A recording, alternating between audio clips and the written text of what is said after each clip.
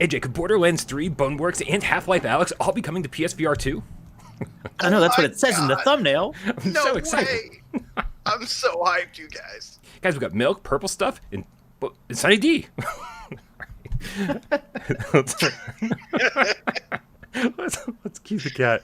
Oh, God. Cue the cat, because I want to say what's up to Harris Chefcat. Hello. He's a game cat with a Q. I like. I'll just him. Yeah. Adam Sternborn. Hello. LC 2552 Beats is hyped. Let's get hyped. Liam, what's up, dude? Glacius Dreams. Carl Parker. Lots of people are already asking about the free games. We will get there. We will let you know everything you need to know. Dave's got every time zone map and ready to go. Don't you, Dave? Dave's in the bathroom. That game cat in the chat. Servitor. That knives the game cat. Distracted the game cat. Peepo the pig. The mysterious game cat. Rhodey the game cat. What's up, Trusty Mods? World Haze. Download rigs, he says. Dude, you got to give it to World Haze. You got to give it for to like him. Yep. 3-4 years straight. He's been saying download rigs. So just download rigs in his honor. Andrew Bailey, hello. Hipsy the Game Cat. Doozy Cat. TMC. Doug Fu. Ninja Cat. Hoo-ha-hee. Creeper Betty. Okay. Red Rover. The effing Game Cat. Dargans. Varglesoft. Gyson. Fist bump to you. Blue Jew, the Underground Game Cat Elite Name Squad in the house. DJ, the Pumpkin Patch Kids. Shout out to Petrifying Pumpkins. Seymour, Game Cats. Gamer Chick 13, Diet Pepsi Cat. Where's my PS5 patch? Nike Alexander, the Game Cat. Where are we at, Brian? Are we good to go? Do we have enough? Are we up? Here we go. Yet? This is PSVR GamesCast Live. There's a timer going and everything. We're already started. We only got a minute to start the show. I feel like a Muppet right now. Okay.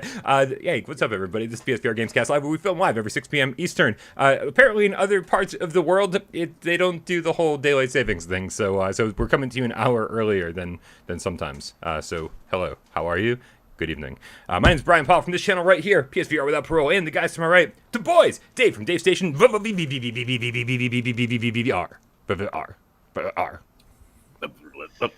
like the chainsaw was having some trouble at the end there. I like it. A little strong bad at the end. The saga continues. Well, I love strong bad. And that guy on the right-hand side of the screen is AJ from The Underground, PSVR Underground. I finally have some room to bow here. Guys, I am in a different location right now. As some people have known, I had to make an emergency trip to Tennessee. So I'm coming in live from Tennessee. You can actually see my dog for once and everything. So, real quick, I'll get this out of the way. My mom had emergency back surgery, but she's doing well. She's not here right now. She's in the hospital due to COVID. I can't be there, unfortunately, but she'll be back here tomorrow, and we'll be spending some great family time together and helping her out. So just really want to thank everybody who has been sending her and me well wishes and everything. She's doing A-okay, and love you guys. You guys are the best. Thank you. Awesome. Glad to hear that, man. Absolutely. Whew. All right. Yeah, it is. Dude, it looks like, yeah, it's a house. It's an actual house instead of a... I don't live in just a wall, believe it or not. Yeah, no, I mean that's the impression I have of where you live when you're not there. It's just a wall and you're kind of smushed up against it with a microphone in your face. Yeah, I mean where I live it is like that, but here no, it's really nice here. I can get used to this. Nice. I'm just gonna stare at Rock the whole time. And that, if you didn't know, this lump right here, that is Tornado. So like she's here, it's just a mound, a mound of fur. Yep. I'm not sure what's happened to my Carlos, but he'll probably pop up at some point. Guys, should we get some housekeeping out of the way? I think we should. I think first and foremost we should talk about Discord, because Discord is where everybody hangs out all the time. That is, it's the links in the description, man. Like, just come hang out with us. It's cool. We just chat, shoot the shit. This conversation happens all the time. A little bit of a slow news week, so I feel like I was over there and I was like, man, where is everybody? And I was just like sitting, I was like, I'm enjoying the silence. It was nice. And then we started talking about cheese, and the silence was over. Guys, more housekeeping. I'm going to be putting a video about this tomorrow, but we have a lot of changes coming to the channel. Really exciting, crazy changes, things that like I really didn't have any ambition to do until way later this year, like maybe like the beginning of next year. And it's just going to be throwing the whole format of a lot of the shows into turmoil. And I think some people are going to go, wait, what did you do to my show? And then some people are going to be like, oh, I love what you did to my show. But we're going to have all the details about that in a short little concise video tomorrow. I still have a couple details to work out, so I don't want to say anything right now because I want to make sure I get those details worked out. But very cool changes happening. very beginning of April. It'll be really fun, and I can't wait. Are you guys excited? Yeah. I mean, I suppose we'll see. No, We'll not see. really. Not really. We're at your mercy, Brian. Do what you will. All right, guys. Well, then let's. If you're at my mercy, then let's get this show started. We got a lot of news to talk about today. AJ, what is our first news story? Our first news story, Brian. As always, we start with PS5 related stuff, and there's been some changes in leadership over at Sony HQ, Brian. That doesn't sound like a good thing, AJ. Well, AJ, why don't you tell me about it too, AJ? I just posted it to you there, Dave. This comes from PlayStation Universe. He happened to notice, Joe Apsey over there happened to notice something really cool. And the significance of this usually wouldn't be like a news story for us. However, a lot of these promotions have been key players in the original PSVR game have now taken on some leadership roles, which is really great. So they say Sony Interactive Entertainment has announced multiple leadership changes to the company, with Jim Ryan still in charge, but a number of people involved with PSVR development getting promotions. This was shared in a PS blog post where Jim Ryan talked about it, and now he has Masayusa Ito being appointed representative director and deputy president. And Ito was previously the development director on the original PSVR headset. This thing right here. Actually, one of the cool things about coming to Tennessee is that my brother has my V1 headset. Oh, nice. I've been getting to use my V1 again, which is really nice. Yep. But also there have been some other ones. But it says Ito will be joined by Lin Tao as director and deputy president, and Takeshi Shibata as director. And there's been other changes as well. But basically, long story short, lots of people involved with PSVR now taking on senior roles over at SIE and PlayStation Studios. Guys, real quick, before we really dive into this, I want to give a shout out to two people. First, Jeppy Condal with a $5 tip from before the show says, "Keep it up. I can never make it to the live broadcast, but I still watch them." We really appreciate it, man. I didn't want to let that one get by us. And we also have got, all the way down at the bottom of the screen, Hugh Guyver with the Australian $5 tip says, "PSVR without parole. Fire, fire, fire." Cousin Max says, "Hi." We say hi right back to Cousin Mac. Make sure there's pizza in that fire for sure. And then finally, Red Rover, the effing game cat with a $30 tip says, "AJ, so happy to hear that your mom is doing well. If I fly down, can I lay on the mat and have your dog walk on my back? I need a massage. I'll bring the nail clippers." He would, he'd certainly do that. Thank you so much, man. She actually just texted and said, and tell all your subscribers that all their well wishes are much appreciated. So that's really nice. And then she asked, "What time do you have your podcast tonight?" Don't let her watch. Don't let her watch. Right. It's hours from now. Thank you guys very much for the tips. We really appreciate all the support for the channel.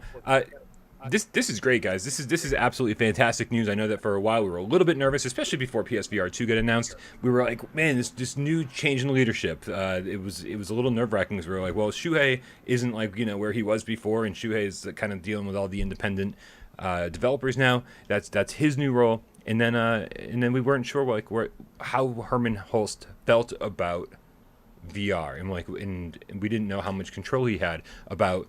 If this is something we were going to move forward with, if it was like something we were just going to discard and move away from or come back to later. But this is all good news, right? It's like how many people did you just list that all got sort of new roles? I don't know the exact number. It was definitely more than one. John Kodera will leave SIE, move to Sony Group, while Hideki Nishino, who's been giving us these articles, right? Yeah. Has been promoted to SVP Platform Experience and will oversee network engineering and operations, R&D, design, data strategy, and operations, in addition to having previously led managing product and platform development. Oh, nice. Yeah, he's the guy who did the breakdown of the PS5, right? And they had all those funny memes of like him sitting next to something that was like 3 times taller than him. They like sized it up. Oh, that was him too. Yeah. So he was in that video because I remember Hideaki Nishino, wasn't he the one who did the controller breakdown recently as well? Yeah, he posted the controller thing. Yeah, same guy. Excellent. Guys, a couple more tips that just came through. We got Texatron, the indoor cat, with a $3 tip saying, cat, Texo, heart, pizza. Thanks, Robin. We appreciate you. We love you. You're Long Shadows with the... You guys know what this is, right? It's Kroners, North Korea. I don't remember. I don't know if we met. Yeah, 50 of them saying, AJ, that chair is begging for you to do the next stream in a suit, smoking a cigar. Bonus points for a kitty in your lap. It looks too comfortable. I don't think any of us, the three of us, are comfortable. Yeah. I had one that kind of sat up a little bit more and was out of view, but it's a wooden chair, and I'm like, How dare they make a chair out of wood? For 3 hours.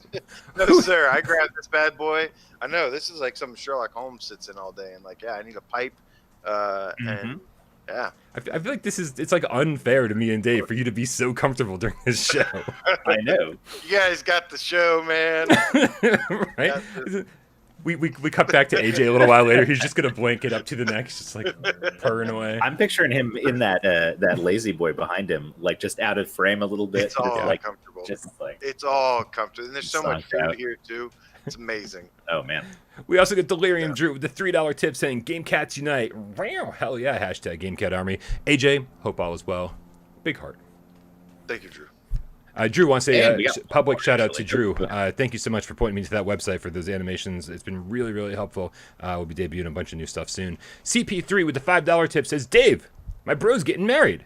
I'm planning the bachelor party, and it's in Orlando. And then he wants you to take control of it, Dave. He wants you to plan it and be there, and you're gonna be the special guest star at his brother. No. He says, what great food and places can I take the boys? We don't drink.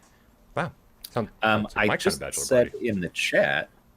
I need to think about that. I'm trying to think of, because like the places I go, we do drink, but there's still good places. You don't have to drink there, but I gotta put my thinking cap on. If you're on the Discord, I'll DM you some recommendations once I put my list together in my head. Oh my God, more tips. The €20 tip says, I forgot we had a weird 2 weeks of unaligned time zones, so you dudes are an hour early. Whoopsie. Whoopsie. Toasty. Because Mortal Kombat references there. Thank you very much, Bell. Thank you very much, everybody. We really, really appreciate you. Dave, we haven't heard you chime in about this new regime or the PlayStation VR team in leadership positions. What do you think? Well, it's pretty exciting, because if whatever he's working on with the PSVR2 is pretty much complete, like if he was the product designer for the PSVR2 and the controllers and everything, and they've said, damn, dude, you really knocked this out of the park. Here's a promotion. That means he probably did something right. You know what I mean? Internally, Sony is probably like, okay, you are really good at your job, so have a even more important one, which is never a bad sign. And, it just shows, like we've known for a little while now, like Sony is committed to VR. The people who've been championing VR within Sony are getting their time to shine. So, yeah, I mean, it's got to be a good thing. To me, I really think that this is an obvious sign that PSVR2 is going to play a big role in PlayStation 5's future. It's not going to be kind of an afterthought at all. It's going to be PS5 is the main focus and PSVR2 is a main focus, and that's what sets them apart from everything. And I think we have some really great surprises in the future. I think this just means that they're taking this next iteration of VR very, very seriously, and it bodes very well for us. Which is going to be called PlayStation VR2. Should be. I mean, I don't know. The number of people who came out and said it should be PlayStation 5 VR was astonishing, and I don't disagree with any of them. I'm not going to lie. I could think of worse things. I think PlayStation 5 VR is fine. The only problem that I have with it is PSVR works. PSVR Gen 1 works on PS5, so it could still be a little confusing and stuff, but yes, but PlayStation VR 2 not working on PlayStation 4 is the real important part here, right? They want to say that's not important to me. It's important when they're trying to sell this thing, I think, right? Oh, like it doesn't work with PS4. right. Exactly. Yeah. I'm just saying. Not saying I'm right. What if it does but work I might with be. PS4 though? God, if it does, then like, you know what? I'm just gonna get an Xbox headset. I mean, they're not working on a VR headset. That's what I meant to say. They're like, all you have to do is look at the back of your PSVR2, and we'll send you this adapter for your PS4. And with this adapter, your PSVR2 will work on your PS4. That'll go well, right? That'll go perfectly well. Absolutely. Looper, the game cat with the €5 says, I want AIM 2 with recoil emulation in a shoulder stock. Yeah. I think the second part won't happen just because Sony needs to keep it looking like a toy to sell the thing. I don't think if they do like realistic gun stock and stuff like that and make it like look more real. Because like, I don't know, when they had the sharpshooter, it was called, right? Mm-hmm. That thing looked way more like a legit gun.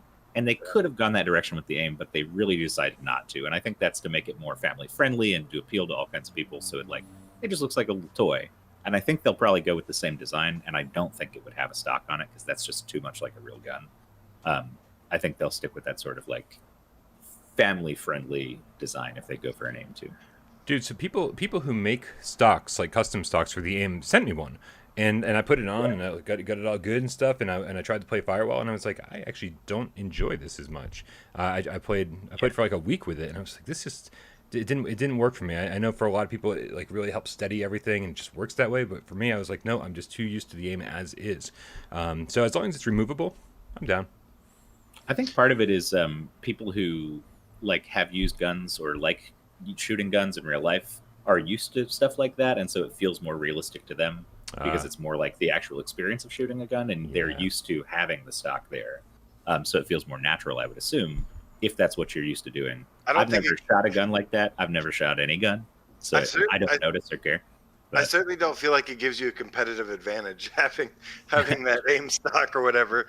But for me, it's the like it's always been about light guns. I've always loved arcade light gun shooters, and that's what I originally bought the moves for.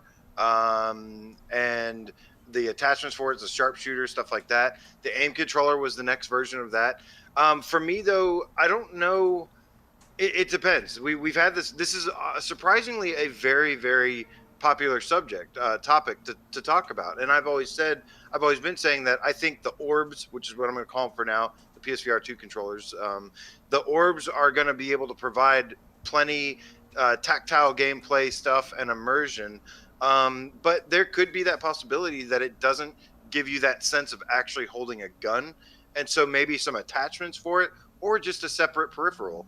But I think trying to keep stuff to the orbs as much as possible is probably the best. But I totally agree that I would be down with a new aim controller if it had like you actually got to cock the guns and stuff, or have some kind of haptic feedback on it as well. It could maybe work, but all guns are different, so it's not like one shoe fits all, one size fits all kind of thing here. Having recoil like actually in the gun instead of just a reaction in game would be fantastic. That I think that would be amazing, and to be able to like adjust that in game for each developer would be fantastic. Just like really give you that kickback. I don't know how effective that would be, but I think it would be a lot of fun. Well, I think they're going to do something like if they do make an AIM 2, which I mean we don't even know for sure, but if they did, they've got to have the haptics and the adaptive triggers and all that stuff in there too, right? Like they wouldn't leave that stuff out. Exactly. So you'd at least have, maybe if not full recoil, you'd probably have the bump of the trigger, and you'd feel that in the vibration of the gun. Like the difference between a shotgun and a machine gun would like kind of be tactile. That seems like a no-brainer if they do one. So. Nice. We get Donatello, the scientist game cat, with the $5 tip, says, I'm still hoping, not going to happen, Sony calls the new PSVR second reality. I call it, it brings to mind Second Life was the oh yeah, the PC game. I think people still play Second Life. I mean, people still play World of Warcraft. I wouldn't be surprised. Yeah. Yeah. Thank you, Donatello. We also get Distracted Game Cat with the New Zealand $5. Yeah, you're all wrong. It's going to be called PSV capital VR Roman numeral 5. It fits even better this time. So confusing. PS5R. That would be so fucking confusing. I know, and it's hilarious, and I love it. Again, 1, 2, 3, 4, 5. It's a good way to do it. what happens when you start? Xbox is a perfect example of this.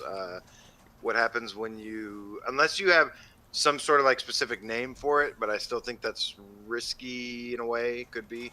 I don't know, but they're not telling us right now, and they won't because it keeps us talking about it like this. PSVR 5. I think they should just go for it. PSVR 5. Let's just do it, man. It's like it makes sense, and it's way ahead of Quest 3 when it comes out. Future proof. It's future proof, a little bit at least. All right, guys. What's our next news story? The next news story, Brian. Just a reminder that there are 5 free PSVR games that are available tonight.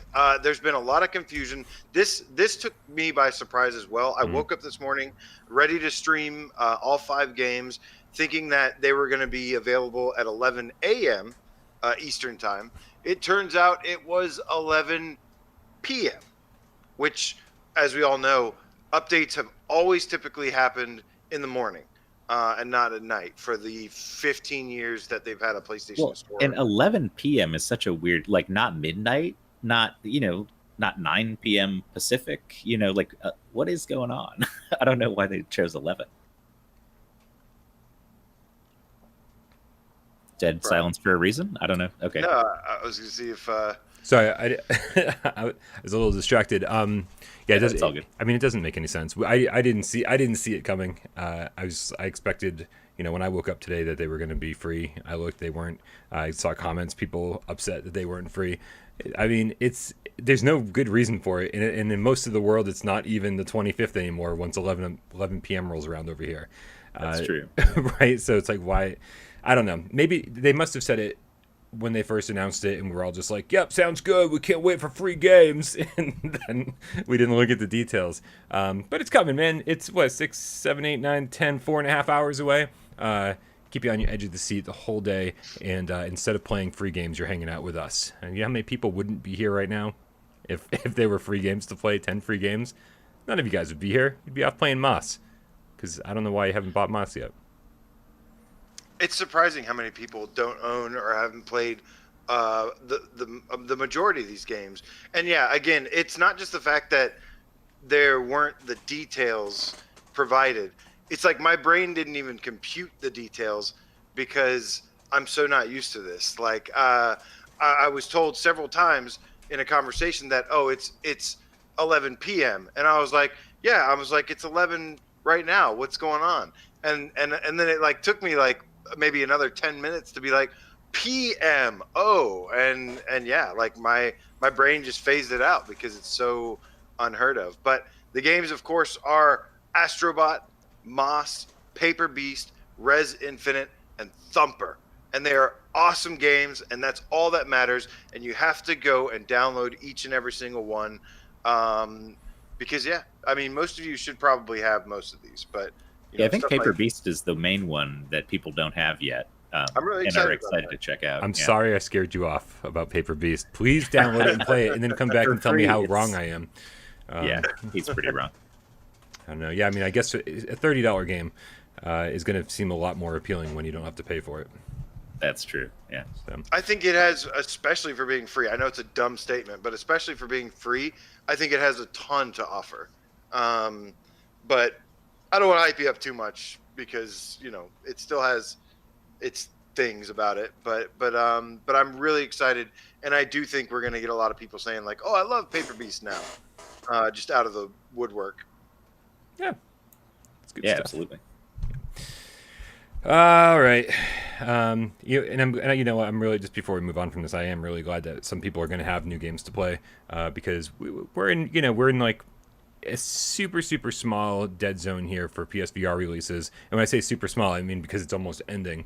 The last big game we had was Hitman, and then we really had nothing else other than like Superkit for the last couple months here. And it's been a little bit of a struggle. I've just been like, man, I want to play something new. Like there's so much of me that wants to say I'll go back and play some old games, but man, I've played the crap out of old games. I own them all. I've been playing them all for years, and there's certainly games I should be reviewing, but I'm desperate for new games, and that's why I can't wait to play Doom 3 VR, aka not a new game, but it will feel new to me because I haven't played it since launch, and I'm super excited to play that with the aim controller and And imagine VR. if you just got PSVR and you're getting these games too. How cool would that be? And if you don't have a PSVR, you'd be seeing all this celebrating going on for this. And yeah, maybe it would. I wonder like how much of a marketing impact this would have. Being like, oh, all these PSVR games for free. Like maybe it's time I get one. And if I do, look at what I get for it. For sure.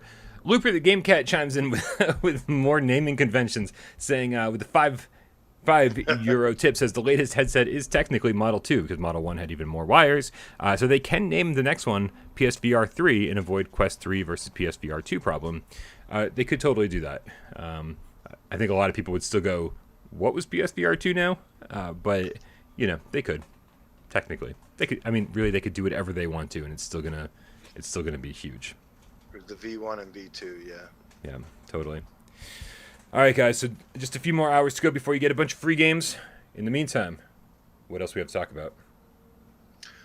Rec Room, you guys. Ooh. Rec Room, according to Sean Whiting, is now a unicorn, the newest Seattle unicorn and the first VR software unicorn. The Wall Street Journal published an article saying online gaming platform Rec Room is now valued at $1.25 billion in fundraising. Revenue has surged during the pandemic for the company, which lets users play in customized game world. So essentially, guys, Rec Room is seeing monumental success right now. We know they've expanded beyond just PSVR and PC. They've gone to Xbox. They've gone to flat stuff.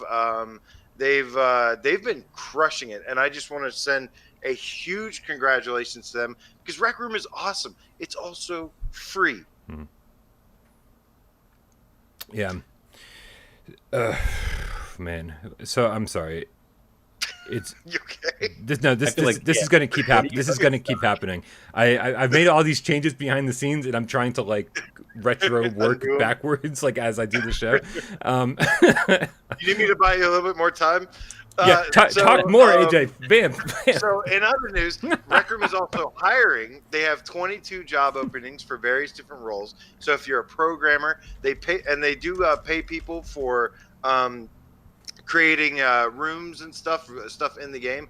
But just absolutely killing it lately. And one interesting thing, we just talked about Saints and Sinners having that VR chat show, Livinator's VR chat show over there, Jason. Whenever they finish one of those chat shows that these amazing creators make, they go and they open up the room so that you can visit it. The VR chat show Rec Room has 18,000 visits since opening it up just a couple weeks ago. 18,000 visits to that room. That is wild. Okay, so in 2020, Rec Room saw a 566% increase in revenue. Most of that comes from in-game purchases. I mean, I will say, I didn't think that that relying on in-game purchases was gonna generate that much revenue for Rec Room. But when we, AJ, when we did our Halloween thing, that I think this is what I'm showing right now. Before I stopped into your stream, I went in. I checked out some cool clothes. I cycled through. I found the coolest shit I could find, and I think I spent like $12 on Rec Room clothes. And and normally that's not something I would do. You look good. I was damn good. That's right. I was proud of it, man. Right? I've been rocking like the same like day one stuff for years.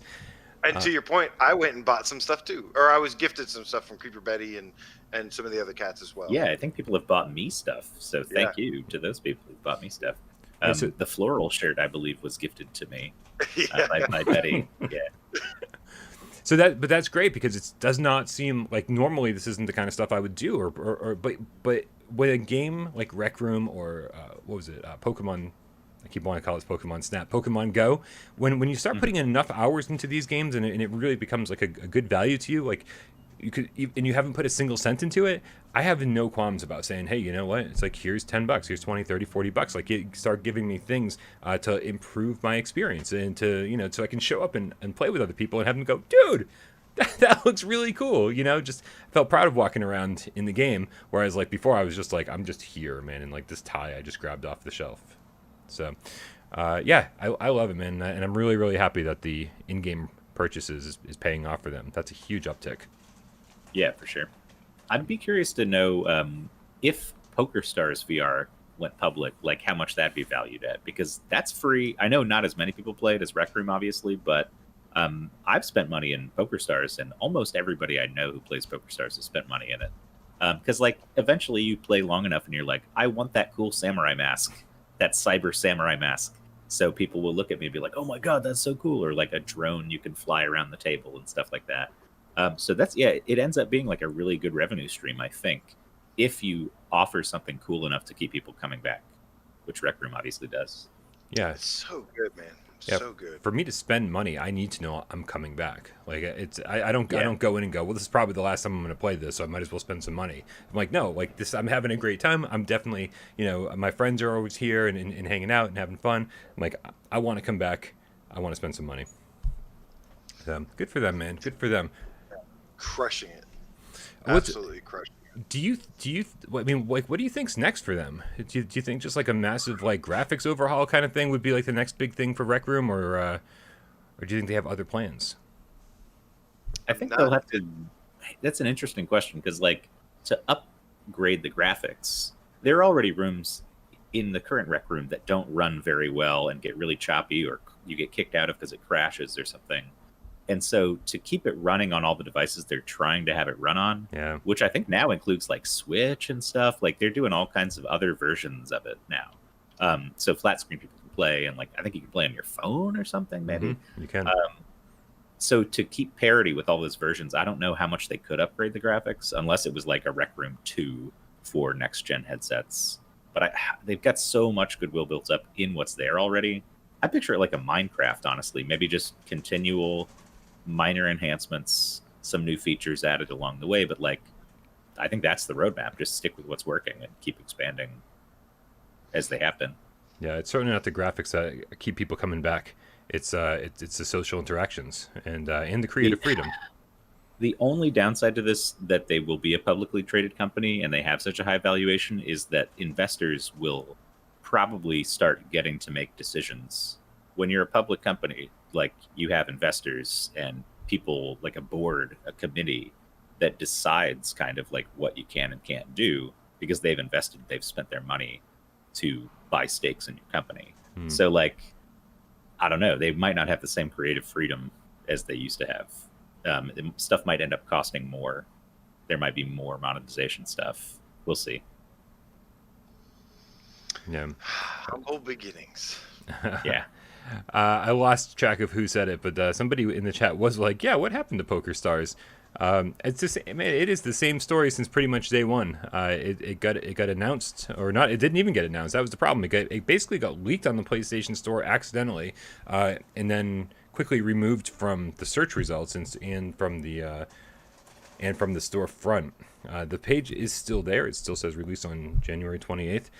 But according to the developers, according to everybody, like it just wasn't supposed to be there yet. It still hasn't been officially announced for PlayStation VR. It's just obvious that it's coming. So somebody made a major goof, and that showed up long before it was supposed to. So it's not like it's delayed or running late or anything. It just wasn't supposed to be announced yet. So we'll definitely have some more information on that as we get closer, whenever the date is. I hate to burst your bubble, Brian, but I'm not entirely sure that is a sign that it's supposed to be coming. Maybe it was supposed to be, and then something happened. But I'd like to think so. I agree with you typically that, yeah, you see that on there, that and Layers of Fear VR, and you think, well, at some point or another, it does seem like there was a plan for it to come. But yeah, hopefully this just means that there was something that messed up and a miscommunication or something, and this doesn't mean that at one point it was scheduled and then it got changed to not come anymore. I mean, still no official announcement. Right, no official announcement on either one of the games. I would like to think that if something got far enough into production, into development, all the talks with Sony had been worked out to the point where it accidentally got a listing on the PlayStation Store, then no matter what happens at that point, is absolutely not going to cancel it. A lot of things get canceled like in the pipeline, like during development, midway through development, partway through, they realize, oh, this just isn't going to work for various reasons. But once you get to the point where there's an accidental PlayStation Store listing, I think you're pretty much in the clear. Like, everything's been approved, and then somebody, I mean, and when I say somebody made a mistake on the PlayStation Store, I'm saying somebody always makes a mistake on the PlayStation Store. Like, it's, I mean, it could be a comedy show, man. Like, it's I'm like, surprised if there is somebody actually running the PlayStation Store. I mean, in my head, like, Sony is a multi-billion-dollar corporation, but in my head, the office of the one person who runs the PlayStation It's just like Store, the IT crowd or something. it's literally like one guy asleep at his desk with like a bottle of booze, and like there's cobwebs everywhere, and there's rodents running around, and like it's just cardboard boxes that are empty. It's just there's nothing happening in there, and it's like somebody's like, "Wake up, man! Take care of that listing." And he's like, "PokerStars?" And they're like, "No, dude, not PokerStars." And he's like, "Whatever, it's up now." It's like just one drunk guy they can't fire because his dad owns the company. He falls over on the keyboard and a game goes up on the store, and he's like, "Oops, I guess I didn't mean to do that." Right? And he's like, "Where's the undo button?" Ah, fuck it. Yeah, it's such a joke at this point.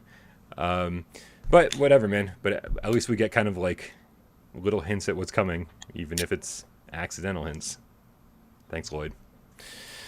All right, good on Rec Room, man. This is really exciting for them. I can't wait to see what they do next.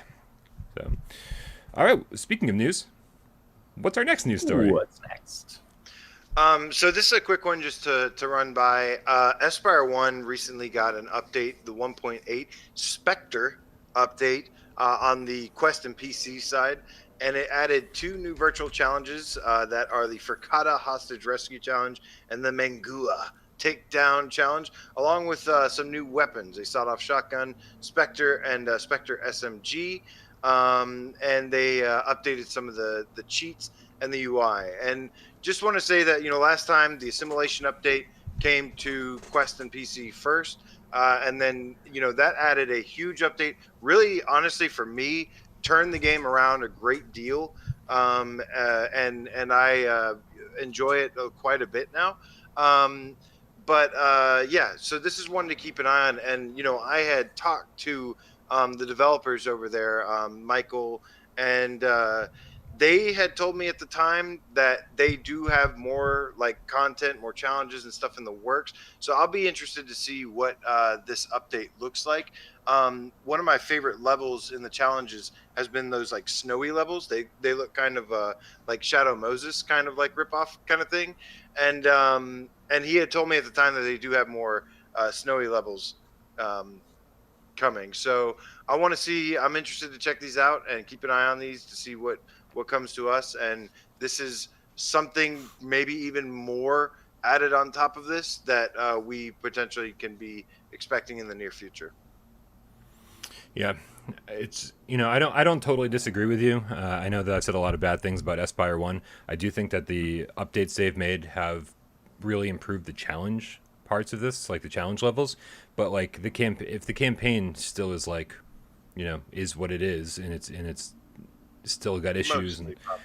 yeah, mostly probably minus the issue, minus like the structure, everything is kind of the same.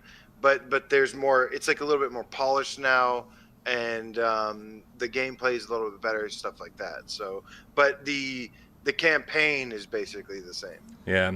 So until they fix that, I'm really not interested in any of the updates. To answer Ben L, the Game Cat's question about is the 3D audio fixed? The answer is no. It's like not even fucking stereo, man. It's like I hear it is like I hear the exact same footsteps in both of my ears. And it's just that what they've adjusted is the volume. So when the guy walks further away from you, the volume decreases. But it's still like I have no fucking idea if he's right over here or over here. And again, not even stereo. It's just there. I'm like, I don't know. It's for a game that claims to be a stealth game, which it's not. You can be stealthy, but it doesn't reward you in any way whatsoever. You can just run around and kill every single motherfucker in this game. No consequences whatsoever. No chance of dying. It's for a game claiming to be a stealth game, they really need to get that 3D audio fixed. It was supposed to give you the option to either approach in a stealthy way or do the thing, and it kind of bit them in the butt doing that, because now people don't know if they're supposed to be stealthy or supposed to run and gun and stuff. But when it forces you to be stealthy, you do have that great gameplay in that regard. But the main campaign, it does kind of blend, give you the option, and it ends up being a little sloppy. And yeah, like I said, I've talked to I think his name's Michael Wentworth Bell and stuff, and they realized this. They've had really high ambitious ideas that they wanted to try and go for in VR, and they paid the price in several ways, but they've refused to give up, and they continue to support it. And even that audio issue you talk about, that did make an improvement for me. I know it's not like the fix we wanted, but that did improve quite a bit for me in that regard, because it's not like footsteps on top of your. It doesn't make it helps that problem where you're hiding behind a wall and somebody 20 feet away sounds like they're right next to you. That to me was like game breaking, and now it's like it's just not very polished, but it's functional. It's like if you don't hear somebody unless they're close to you now, and that was really, really important for me. Yeah, no, I'm glad that they're still working on this stuff. That's great. I'm so glad that everyone's appreciating Tornado sleeping right next to me. And we got Rock here too, man. This is wonderful. Carlos is being a pain in the butt apparently about the whole guest appearance. That's his chair, isn't it? Oh, did you hear his voice? I mean, my voice. I don't know. No, I don't know where he is. He might be outside. Yeah. Oh my goodness! All right, guys, that's enough Espire 1 for now. No word as to whether, I mean, as it is obviously coming to PlayStation VR, the update, but no word as to when, right? No. Okay. It just released recently on I think last week on the PC Quest side. All right, hopefully soon. Yep. AJ, what's our next news story, man? Swordsman, Brian and Dave at GameCats. Swordsman has announced their Pirates and Dismemberment. Guys, they finally did it. Dismemberment is coming to Swordsman, and I really feel like that's a huge game changer. On top of it, it's coming along with this new Pirate Faction DLC thing. Yep. Can either one of you do me a huge favor and paste the that image into the Discord for me? Discord link in our chat. Which image are we talking about here? The promotional image. He's got it. AJ's always on top of it. And I am not, because I had some other stuff I was trying to get ready before the show, and this fell through the cracks. But we're super duper excited about this. I want to say that they announced this for the 5th, I believe. Right, April 5th. Yep. So it's coming then, and that is, dude. I mean, to get the Pirate DLC and the Dismemberment DLC at the same time in this image, which I'm going to grab. I love how your long shadow says, "I love our wholesome enthusiasm for Dismemberment." Let me save this here and bring it up. This is just such a cool image. This is good timing for the Pirates thing, because apparently Netflix just released some Pirates show that everybody's saying is really fun. It's like I don't know if it's a documentary or like they do reenactments or what, but it's supposed to be fairly entertaining. So you can get Pirates on Netflix, Pirates in VR, full spectrum of pirates. Now, I think next month might be official International Pirate Month. Could be. I love this. I love it. It just says you asked for it, April 5th. And just got the and it's gorier than I expected it to be. Not gonna lie. Yeah. Because we had a long conversation about how ridiculous this will be. Will it be, will there be blood everywhere? Will it be gore? What will it be like? And this is everything I want it to be.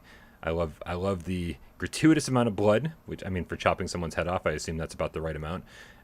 Never done it personally. Maybe someone in the chat can help me out on that. But they also has he revealed anything else about this? Because I've talked to Alyx a little bit behind the scenes, and I don't want to say anything that I shouldn't say. Was there more to this in the story? I don't think. I think he's saving a lot of the extra details. Oh wait, no. What am I talking about? Yeah, I'm sorry. There's. Let me pull it up right now. No, he did give more details on this. And it is that he says the pirate faction will feature a new arena and a new slash map, new enemies and a new boss, new unlockable boss weapon, no spoilers, new regular weapon, a pirate cutlass, and a pirate armor set for the player body, a body and hat, 20%, and it gives you a 20% reward bonus while using. The booty, more booty. And more booty. More booty is always good. And it says continued, a unique in-game event, no spoilers, new environment mechanics that contribute to gameplay in the new arena. Interesting. And he says the official trailer showing everything mentioned above will premiere on April 5th, Brian. Surprise, surprise. Mm-hmm. April 5th. It's so funny because... Whoa, hold on. Stop. Yeah. We got a reveal of a VR game, I believe, in this Games Radar showcase. Yeah. It is a Warhammer game. Now, give me a sec to watch this again.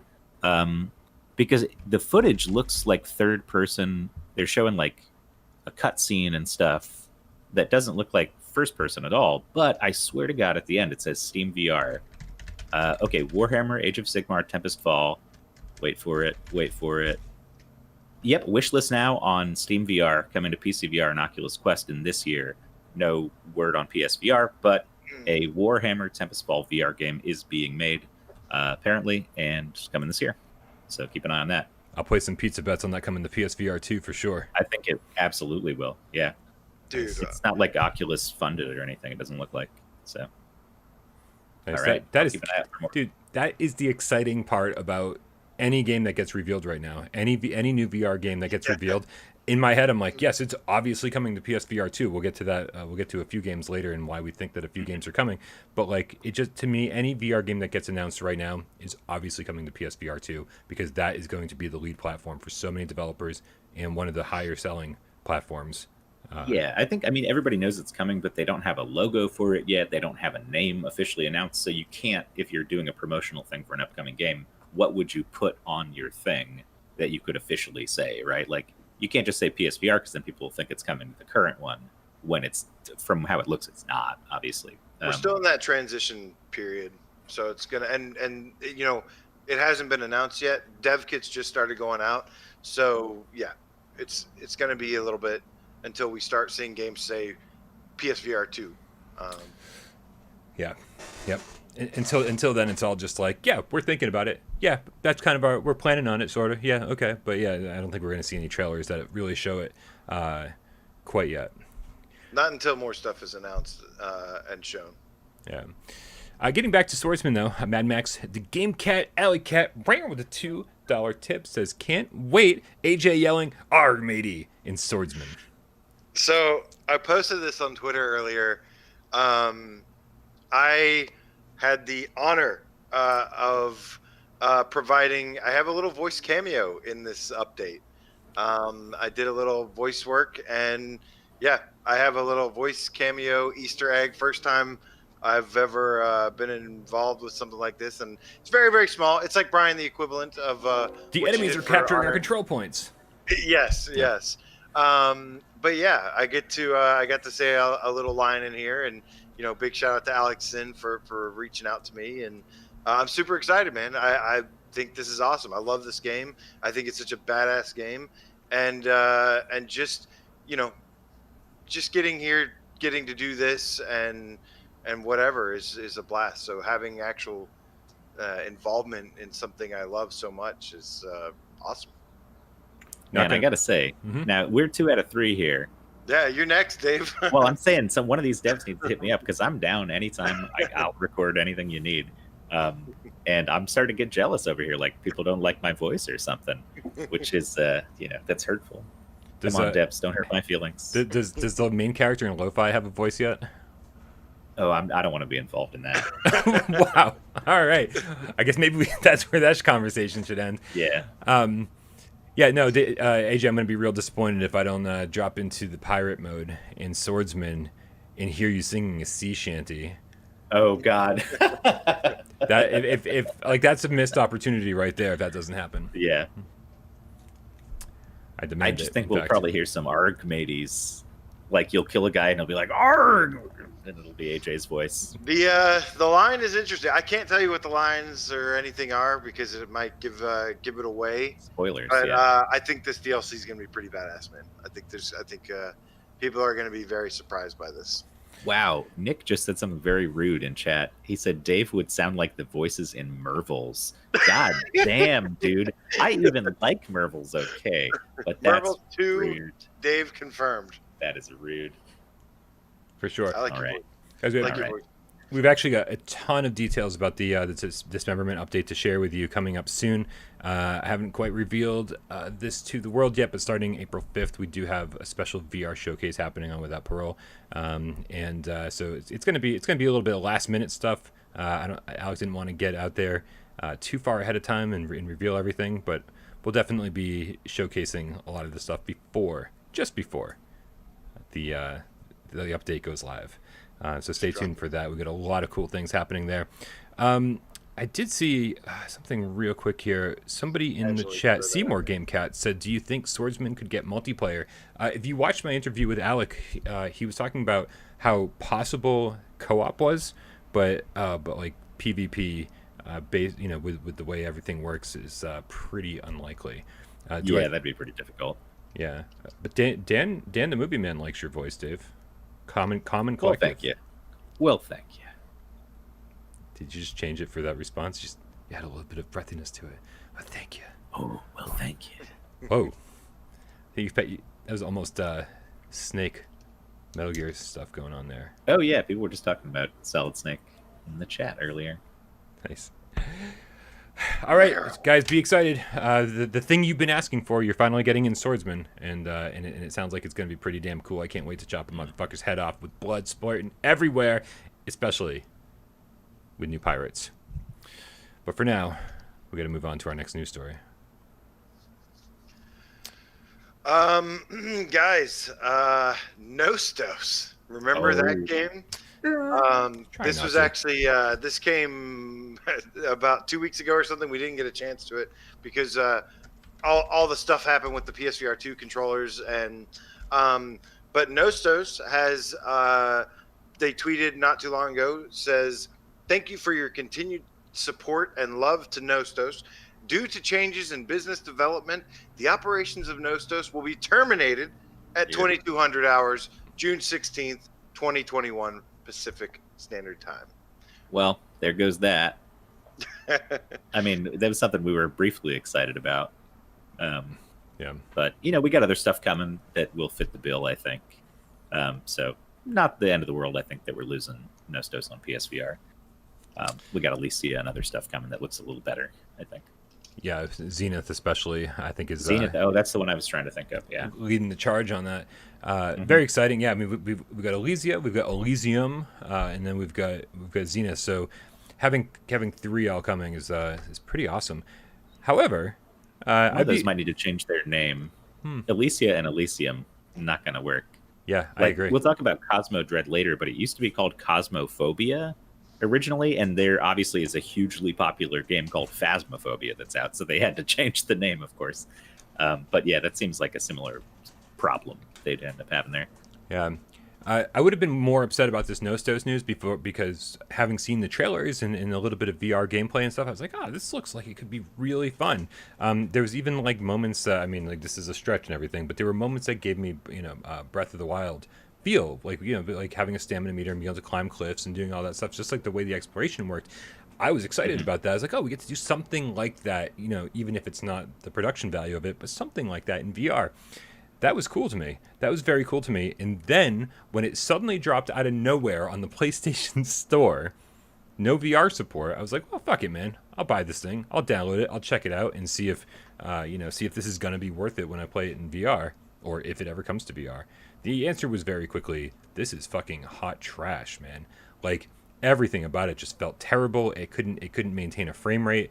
The world was just barren as all hell. Every interaction was complicated and convoluted, and it just wasn't fun. Like, just was not fun. I played for like 20, 30 minutes. I was like, I'm never playing this again.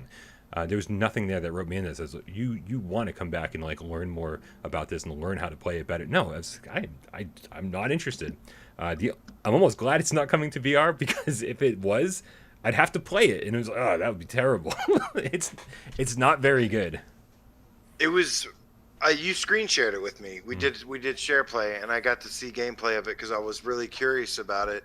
This was like one of the early MMO titles that we were kind of excited about, that we were kind of optimistic about, and man, it looked like one of the worst games I've ever seen in my life. So it's really no shocker. It's like, you know how people say this game, if you take a VR game and you put it in flat, like how it's not going to have that, it's not going to be very good. This is like taking Good Dog, Bad Dog and making it a flat game, is what this was like. Like, it was awful. Yeah, it was awful. So much worse. But as Namakasujin pointed out in the chat, Zenith VR will most likely fill the void of anything. It looks so much better, so much more polished. Yeah. Got the funding and resources it needs. Probably has more talented team. So there's no reason to really worry about this. We're still getting a much more ambitious, much bigger, better MMO in the long run. Sad you don't like to see this happen, but yeah. You know. No. Quick side note: not another new game announced for VR in this showcase yet. But the entire chat is full of very angry children right now because they're showing extended gameplay footage of Oddworld. And I know you guys have some love for Oddworld around here. And it looks pretty goddamn good. But the whole chat is like revolting because they're like, this looks so boring. F in the chat. We want Lego Star Wars. We want Lego Star Wars. Dude. Seriously, that's what everyone's saying. Recently on two occasions, I've stepped out of the Without Parole community and watched the Square Enix event. And every single kid in that chat was an absolute disrespectful asshole to the developers, being like, this is boring, all I want is Life is Strange, like just writing Z all across the comments, like, because they're putting a bunch of F's here. Everyone's putting F's in tomatoes, and they're saying dislike the stream. Right. Somebody said, thank God this is almost over. It's absolute nonsense what kind of communities get fostered outside of Without Parole, and I'm so it reminds me how great this community is. And then what was the other one? Oh, it was the Zen Pinball, the pinball show, when they announced Star Wars, and like, you would think any like big Star Wars pinball fan would be like, this is amazing. I mean, I was sitting there and I'm like not the biggest Star Wars fan, but I was like, this is amazing, and it's coming to PSVR. This is wonderful. And I was like one of 3 positive people in that chat. Everyone's like, well, fuck, I'm never gonna support you guys again. This is dumb. Why did you even have a separate show for? I mean, it was just not. Yeah. I mean, it was absolutely ridiculous, and it's like embarrassing. So I mean, I feel like the gaming community in general is pretty toxic. It's like a cesspool, but you guys are good. We like you guys. You guys are great. That game cat in the chat just wrote Z. That's too funny. Quick piece of info from Luke Martin. This is actually good to know. I didn't catch this. The Warhammer game is made by the guys who did the Wizards. Oh. So I knew that they were probably working on something bigger because that game sold pretty well. But maybe they've gained some chops, and with the whole official license, it could end up being pretty good. I love Vermintide, Warhammer, the last one I played, Vermintide 2. So hopefully it's like as good as that in VR. That'd be awesome. You know what's funny? I do remember like over a year ago hearing them talk about, like our next game is, we've got a big license for our next game. It kind of totally went off my radar, especially when whatever the Wizards follow-up was, like the Dark Times, something like that. Dark World. That never was a DLC or like actually standalone, whatever it was, never made it to PSVR. So I was like, oh, these guys are off my radar. I think it was standalone. I think it was. I don't think they saw a lot of success on PSVR. Unfortunately, should have made a better game. It is interesting how you said, Dave. Though I will say I am a fan of Oddworld and stuff more back in the day, but I do find it interesting that they continue to show stuff on that game. It's like, haven't we seen enough of that already? Well, actually, the footage they showed off this time made me interested, like more than I was. Yeah, no, I mean, I never played the Oddworld games that much back in the day, but I kind of knew what the plan, what you're supposed to do in them and stuff. But this looks pretty good to me. I don't know. I'm not surprised that the whole chat is a bunch of losers who can't appreciate it. But guys, getting back to Nostos here, if you guys are watching the footage that's happening here in the bottom corner of the stream, like it so seems like it was designed for VR, right? There's so many like interactions where you just reach down and pick something up, or you just like, or a little menu pops up and you just like select something from a quick menu, but and walking around, this is exactly what I wanted to play. Like, it just seems like a game designed for VR. And then when they got around to the PlayStation 4 version, they were like, yeah, we can't make it work. And they just pushed out the flat version. It's so... This is making me sad all over again, because when I played the flat game, very unhappy. But I feel like doing all those boring things that I was doing in the flat version would be so much more interesting walking around in first-person VR. This is a little more disappointing now that I'm watching this footage again. Nihilist Ryan, the game feline with the $5 tip, says, off topic, but I want to raise a glass to the late Jessica Walter, who passed yesterday. Archer and Arrested Development fans, where are you at? Always really sad to see somebody pass away, although I'm in the dark on this one. She was the mom on Arrested Development. You've seen Arrested Development, right? Yeah. So a lot of people have been posting, and I kind of forgot, but I mean, you think of a lot of the other characters on that show, but she was sort of like a really important, like, central, like, without that character and her playing it the way she did, the rest of the family doesn't even make sense. You know what I mean? Like, she was so good at that role. But apparently she's been in a ton of stuff, previous to that I wasn't aware of, and, had a big fan base and stuff. But yeah, she did pass away. Also, shout out to Red Rover, the effing game cat, the $2 tip, says, the dog is on my massage mat. Get off my lawn. Dude, my mom bought this for him for the visit, and he has literally slept there pretty much for the entire time. He loves that thing. She spoiled him. Also, a charcoal filtered water bowl. It's like, wow. Charcoal filtered, very nice. Are you also drinking out of that bowl? What'd you say? Am I drinking out of it? Yeah, that's better than the water I drink. I mean, Brita is charcoal filtered, I think. I definitely don't use a Brita. Dude, I drink Worcester water. I brew my coffee with Worcester water, and everything kind of has a strange smell to it, and I'm just like, I don't really have the time. I mean, there's something in the water that is accounting for all those sirens. I'm sure you should probably cut it out. You're going to go wild at some point. Mako XL with the $2 Canadian tip says, any news about the VR 3D puzzle game? Which one? You want more news than the last time? Are we talking about... Are we talking about puzzling places? It's coming out way far from now. Yeah, like winter 2021. Very early announcement. Yeah. But we showed off a bunch of gameplay footage that Gilman, Gilman playing it over on our Discord last week on the show. So if you're interested, feel free to head back and check that out. I mean, it looks like it's going to be fun, but it is very strange to announce something, like a puzzle game, a jigsaw puzzle game, like 8 months before it comes out. Well, I mean, they might need 8 months to, like, get enough content to charge for it, because it's free right now. So that would be what I would think. Like, they're just going to get more 3D scans, work on having like a ton of puzzles so they can charge $20 for it or whatever. Because it will not be free, I guarantee, on PlayStation. Or maybe they'll sell it free. Actually, you know what? Except for the 5 free games tonight at 11 p.m. Eastern. That's true. Download them.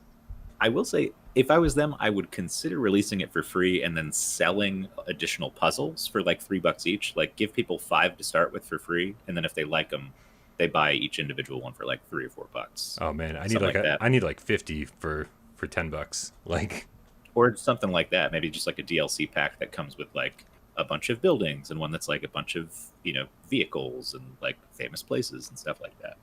Yeah. They could definitely sell a lot of DLC in that game. Oh, $10 from Donatello the Scientist Game Cat. Oh, yeah. PSVR Without Parole is leveling up. To stay current on all the changes, watch the channel. But more importantly, he says, join the Without Parole Discord. If you're not there yet, the link is in the description below on this and every video. Come hang out. It's a great place to be. It really is, man. It's so much fun. We've been using the voice chat a lot. We do little private streams in there. Sometimes the cat stream random things. Awesome time. Yep, and if you're unfamiliar with Discord, it is totally free. There's always been confusion about this for some reason. We are not asking for your money on Discord at all. What were you gonna say, Dave?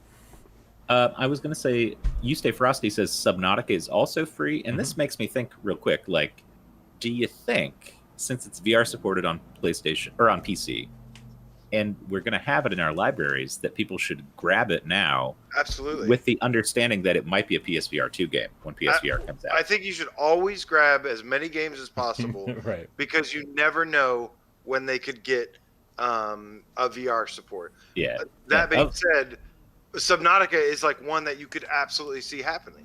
They did a survey saying that if there was enough demand for it, they would have tried to bring it to PSVR 1. Now, I don't know if A, they just realized they couldn't do it, or B, there wasn't enough demand, but they're still supporting this game. So I don't know. I feel like what I heard was that it didn't even run that well on PC sometimes. Right. And so that's, whenever I hear that, that means it's not coming to an OG PS4, pretty much. If they can't optimize it for a PC, I don't know. The OG PS4 is not going to run. Yeah, I definitely advocate everybody, grab all the games that you possibly can. Anytime a game is free, throw it into your library and just make that something you just instinctually do, even if you're never going to play it. It's like, hey, I just own this just in case I feel like playing it someday, or in case it happens to get PSVR support. Subnautica to me seems like a game that would be like a PSVR 2 title. Yeah, that's what I'm saying. And they might just add support when that drops, Right. And that's why I'm saying, definitely pick it up. But at the same time, I do feel like this is going to be one that we're going to be buying all over again, paying for a second time, because I bought They might have a VR edition. Yeah. I forgot to download Hitman 2 when it was a free PlayStation Plus game, and I paid the price for that, literally. Yeah. Yeah, absolutely. Regardless of what I think is going to happen with this game, you should always grab shit when it's free. Yeah. Man, and I really want to play this. That's a dream game for me. That's a dream VR game for me. Subnautica. Yeah. Dude, this is what I was, we were all hoping Subnautica was going to come to PlayStation VR, and then we got Freediver, and we're like, oh, Freediver's going to kind of take care of this for us. And I mean, don't get me wrong, I loved Freediver, but it's no Subnautica. So yeah. Well, it's a different kind of a different game to some degree, but yeah. For sure. Subnautica's longer than 90 minutes as well. How long was Subnautica? Was it like a couple hours, or was it? It's like a big sandbox game, I think. No, you can do a bunch in Subnautica. Oh, no. I don't think it's a short game at all. Sorry, I meant to ask how long Freediver was. Am I remembering correctly? Was it 90 minutes or was it 2 hours? Yeah.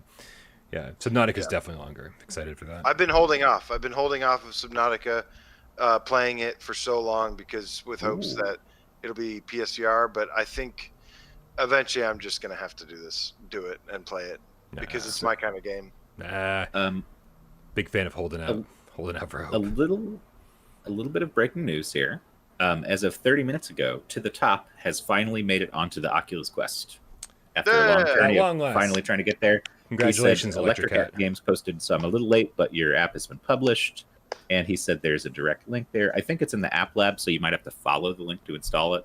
I don't know how that shit works. I haven't tried it yet. But it's there.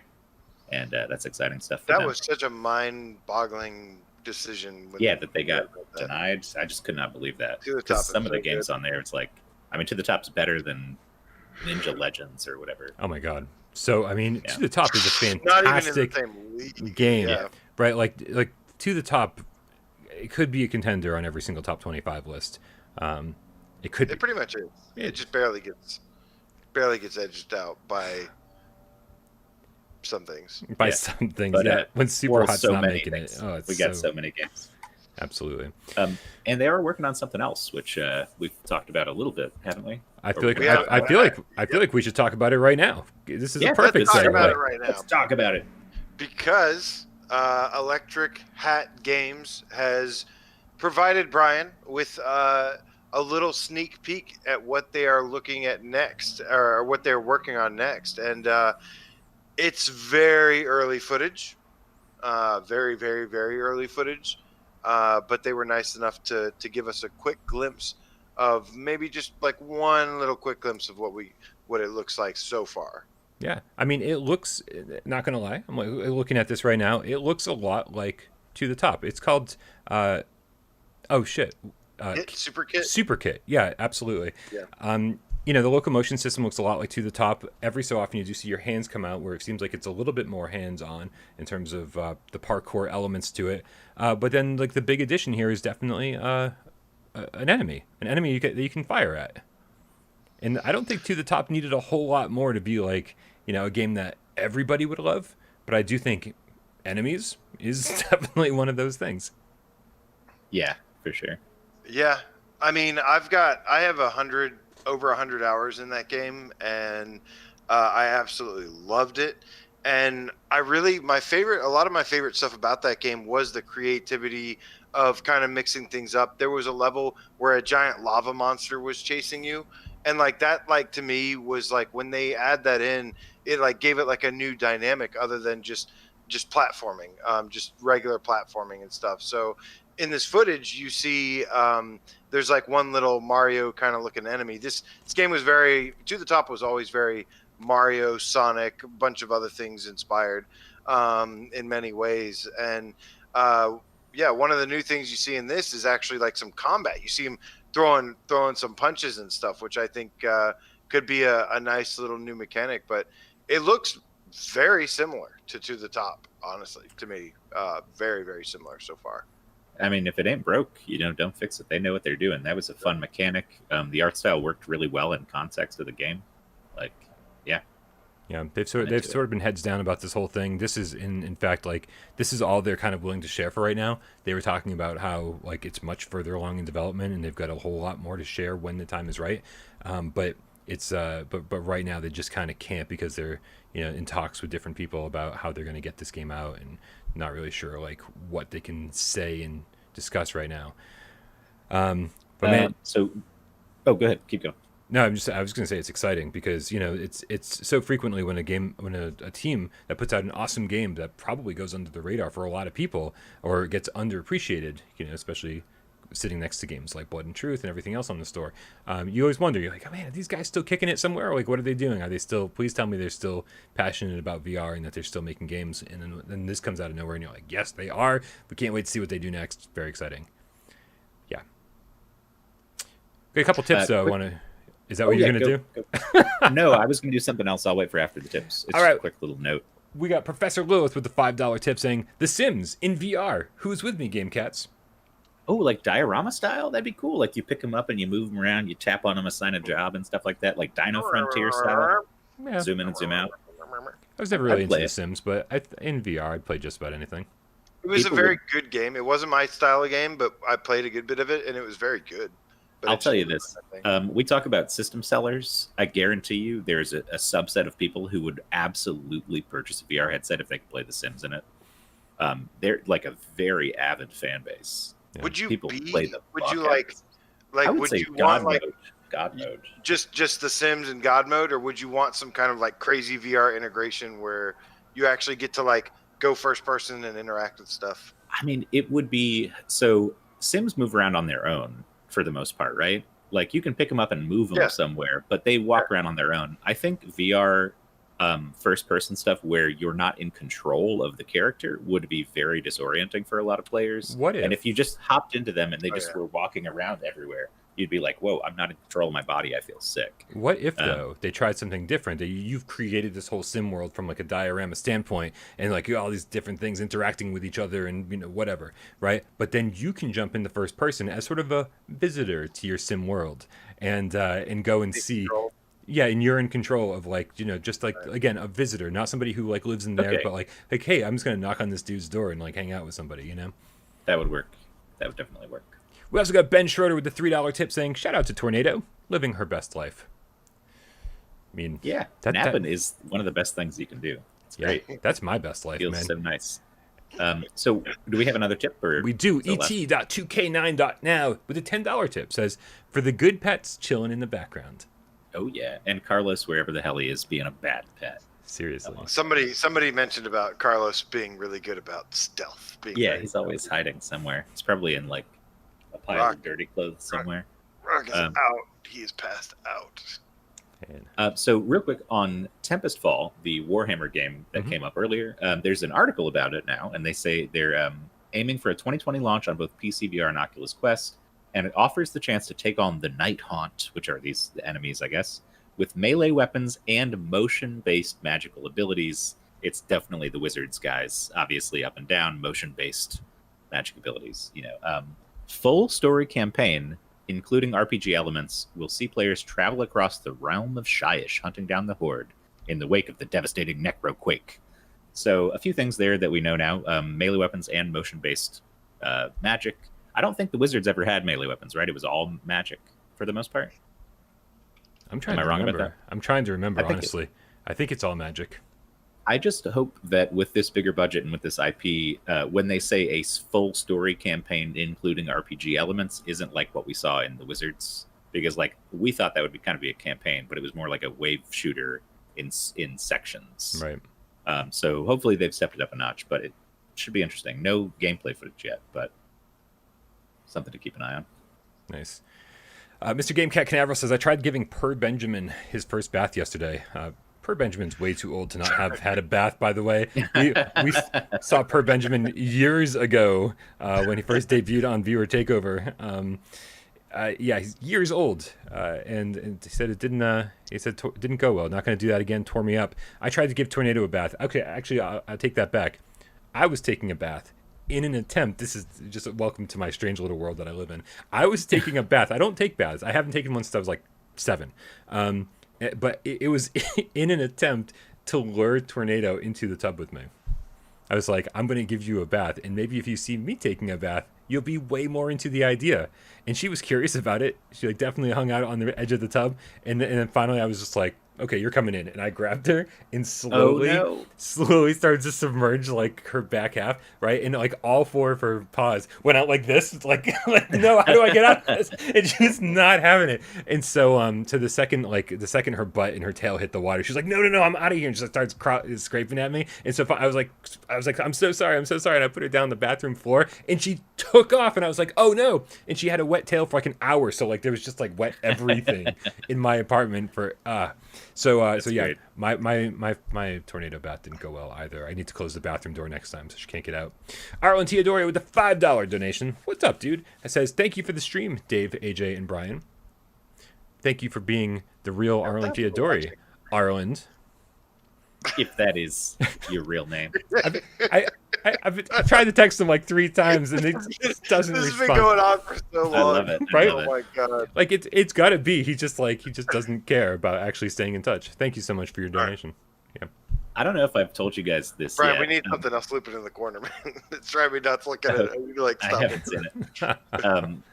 So Carlos now will no longer drink water out of a bowl. He's decided that he likes to drink out of the faucet in the tub. But I have to put it at just the right, like it's got to be like a nice drip, but not too strong. And the water can't be like spurting in different directions because he gets freaked out. But like he'll come meow at me now and just sit on the edge of the shower and be like, Dave. And I got to put him in there and turn it on and be like, it's okay, bud. Look, I'll touch the water too. And he's like, okay. And then he goes in and does it. It's like his new favorite thing. Nice. Never gets old, man. Having pets never gets old. Yeah. They always come up with some weird little new habit that you weren't expecting, and you're like, "Where did you pick that up? Like, what's going on there?" Yeah, we've already gone on too long about pets, but I could talk all about like her new fascination with rubber bands, or like that she's taught me to play catch. We could talk forever, but all right, moving on though. I don't even know what story we're in the middle of. Oh, To the Top. Yeah, man, we can't wait for that. What it was, Superkit looks good. AJ was upset that I let the footage go on too long, so we switched to Ace Combat just randomly. But yeah, hopefully Electric Hat Games will keep us in the loop, and hopefully, I mean, who knows, man? Like, what do you guys think? PSVR 1 or PSVR 2 for Superkit? I mean, it looks like it could run on a PS4, and it looks like, I mean, To the Top was designed in a way that worked very well with the Move controllers. You didn't need sticks or anything, so I think they could probably pull it off. But we'll see how far along they are, you know. Agreed. Speaking of games that could come to PlayStation VR 2, I think there's a few games that we need to talk about that could potentially come to PSVR 2, as was the title and the thumbnail. Oh, of the we're video. finally at the thumbnail. We're finally there. The clickbait. We've buried the clickbait an hour and 20 minutes into the show. Absolutely. So, thanks for sticking around, guys. If you stuck around that long, do you think it's clickbait? Like, I mean, I always get nervous when it's based on real stuff. It's not total speculation, so no, it's not total. And we're gonna explain why. Maybe AJ should explain why. The first one I'll explain. There are a couple games that we're looking at. There's like we said before, there's potential for tons and tons of games to come to PSVR 2. PSVR 1 is very limited in what can come to it. I think maybe we have a couple more surprises with it, but for the most part, we've been given a roadmap for PSVR 1. And it looks great. I mean, fracked, and we're getting Doom 3 in 4 days. There's a lot of fun left to be had with PSVR 1. But there's a couple games, and one of those games, there's been an ongoing conversation about a couple of them. One of them, the first one, we're going to start with Half-Life Alyx and discuss whether or not we think it is coming to PSVR 2 and why. And, the first thing I will say is that there was already an article from Push Square back when Half-Life Alyx came out on its initial release. And at the time, Push Square asked one of the developers, designer Greg Coomer, and they said, is it coming to PSVR as well? And they said, not according to the debut trailer. It's still something worth asking, especially with the game is due for release soon. He reconfirms that the initial release of Half-Life Alyx will be available for Steam VR only. This is, again, when it first came out. But then he goes on to confirm that PlayStation VR port is not in active development because we're very focused on the initial release. Having said that, he concludes that Valve has not ruled anything out. So basically, at the time, he basically didn't confirm nor deny that it wasn't working. Obviously, he said that they're working on the initial release, but he did say that they haven't ruled it out, that there is a possibility. So I'm curious to you guys about what you guys may think. Personally for me, I think this is an easy yes, but I can see reasons why and why it wouldn't come to us. But what do you guys think? I think we'll probably get it. I mean, a lot of Valve-developed games have... I mean, almost every Valve-developed game has ended up on a Sony platform. Like, aren't Portal games on Sony platforms? Like, you can play Portal 2. Yeah, I don't absolutely. know. Portal 1 was part of play... the Orange Box on PS3, and Portal 2 got its own release on PS3. Yeah, so through the Orange Box, they also got, the Half-Life games. Did that have Team Fortress in Yes, it? it did. I don't remember if it had... Yes. Yeah, so... Like, a lot of Valve stuff has ended up on PlayStation. I would not be surprised in the slightest if they just kept that up and we saw it a little later on. Yeah. There was somebody... Oh, go ahead, Brian, sorry. I just want to say I was trying to get this quote up while you were reading the article from Push Square, and I don't know if you'd said this part where Greg Coomer said, we believe Sony's VR platform has been a huge success for the medium, and we assume that lots of Sony customers would love to experience this new chapter of Half-Life. Did you already say that? No, Am I just repeating it? Okay. That's the quote I have up on the screen, so I was like just adding to it. This was just as a frame of reference, as AJ said, this was like when Alyx first came out, and there was no PlayStation VR 2 announced then. This was a point where everyone was like, ooh, except for us. Everyone else was like, whoa, like we don't know what they're doing next gen. So to say, say good things about what Sony's doing in the VR space at that point was already, good to hear from a Valve employee. But now we're in like a totally different scenario where it's like not only do they? I think that they've fostered this better relationship over the years. Everyone says, "Oh, like Gabe hates Sony." It's like, well, yeah, but that was like forever ago. And then like Gabe ended up on an E3 stage at a Sony event, and I feel like they've kind of like put all this shit behind them. And it's I just don't know, man. I think that this would be a perfect launch. Valve really cares about VR and doesn't really care about what platform is the most popular. As far as VR platforms, I think they just want more people to play VR. They can do very unbusiness-like things when they just have an infinite amount of money, which is pretty damn cool. Yeah. The few tricky things here, there was somebody that responded to me. I did like a Twitter predictions thing, and I had included Half-Life Alyx, and somebody was like, give me some reasons why Half-Life Alyx would come to the thing, and I was like, well, I'll give you a bunch of reasons why. First of all, I think Sony would want Half-Life Alyx to be a launch title or a PSVR 2 title in general to sell PSVR 2 headsets. And he kind of responded to me saying, well, they want it to sell indexes. And I'm like, so yeah, in a way that is absolutely true. That's why it was like exclusive to that at first. But this is by the time PSVR 2 comes out, it's going to be out for 2 years, and you're not going to convince everybody to spend $1,000 to play Half-Life Alyx. I don't care. I don't even know what game it is. Like, there's not many that you can make. Not everybody's going to be able to afford that or just want to do that for one game. So I feel like around launch, I could see it being like a timed thing, but we're talking about 2 years later on a new upcoming platform. And to me, that makes a lot more sense. And another thing that was mentioned was like the money. Yeah, I agree in the counter argument that Valve doesn't need the money. Like Sony, that's how Sony usually gets people, is they go, hey, let's give you this money here. Let's pay you to bring this for our exclusive thing. Right. And that's how they got Resident Evil 7 and stuff. Valve wouldn't really, of course, they'd probably be okay with that. They would rather have that than be free, but they're not desperate to sell this game. It is more like their baby that they just wanted to make. And so it's if it were to come to us, which I fully believe it will, it would be because they want it to. They want it to be on PSVR 2, not because they have to. It's just they would want to. Yeah, and this is the same thing for like when Sony brings their exclusive PlayStation 4 games to PC, right? It's the same kind of idea. It sort of says, okay, listen, here's a game that, and I'm trying to even think off the top of my head what games are going to PC. Like I think Horizon's going to PC, right? A bunch of games are.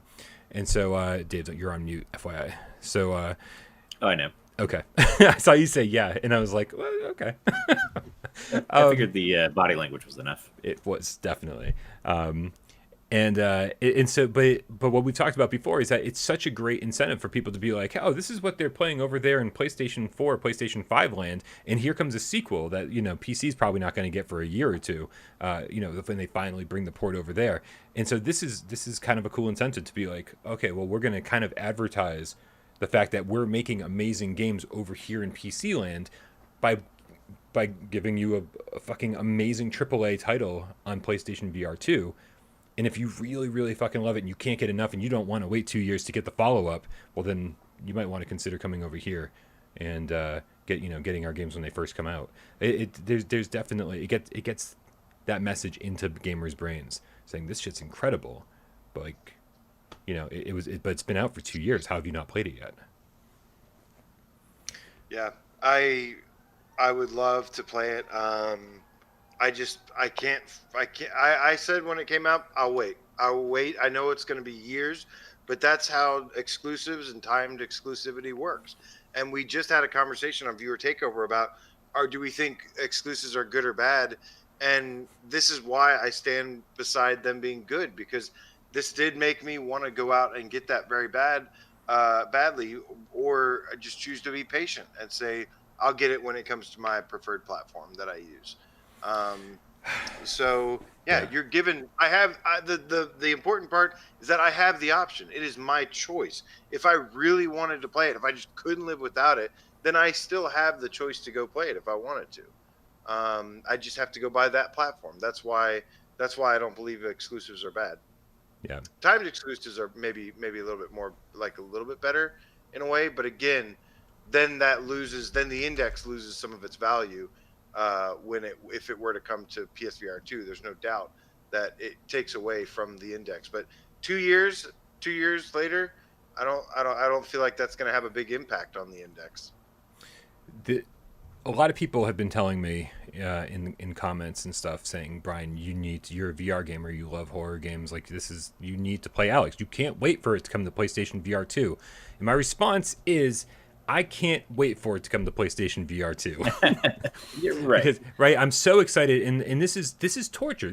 I'm literally just torturing myself because I know that my computer's fast enough to run it. I could totally, plug in my Quest and play it on my PC. But I just like, in my head, this is definitely going to come to PlayStation VR 2, and I feel like it could very well be a launch title. Like, why would they wait? right? They're gonna have plenty of time. If anybody's got dev kits for PSVR2, Valve is definitely one of the companies that has it.